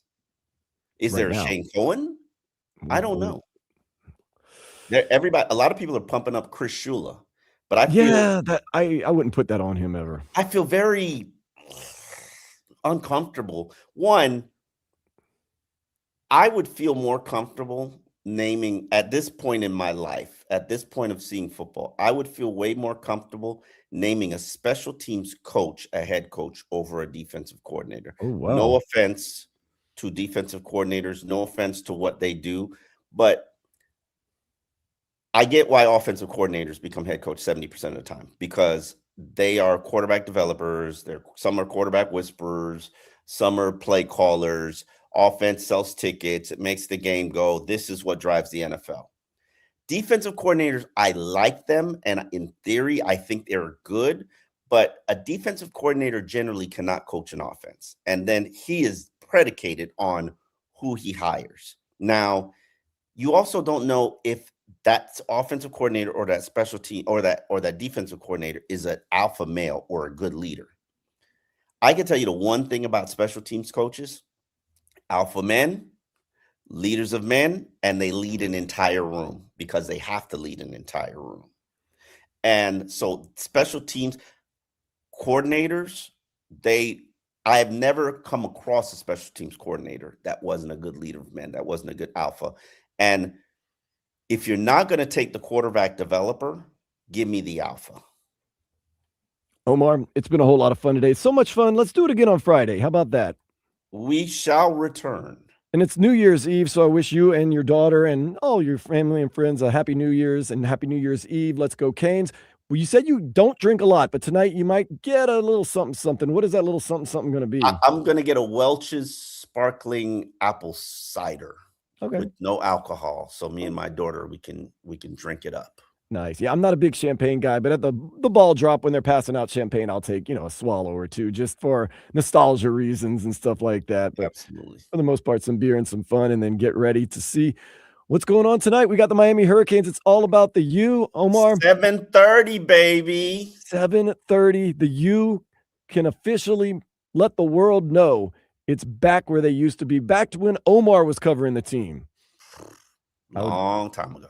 Might have to drink that whole bottle of sparkling apple cider if they win tonight, Omar. Put it down. You're right. You're absolutely right. And then I'll see you at the gym next week. Yeah. Yes. We're going to live up to our New Year's resolution. I don't think 3 times a week is unreasonable. 3 times a week. That's good. No matter how you work it in. It doesn't have to be Monday, Wednesday, Friday. It can be Monday, Tuesday, Friday, Saturdays. You can be all spread about, but just get those 3 days in. 3 days in. Yes, sir. Omar, Happy New Year. It's been a great time. Let's go Canes. For Omar Kelly, I am Dan Day. Have a great and happy New Year. This has been the final Joe Rose Show for 2005. Have a great one. WQAM, broadcasting live from the Edmore Sawgrass Auto. I'll hit you up, man. I'll talk to you. On a massive Chevy inventory, all backed by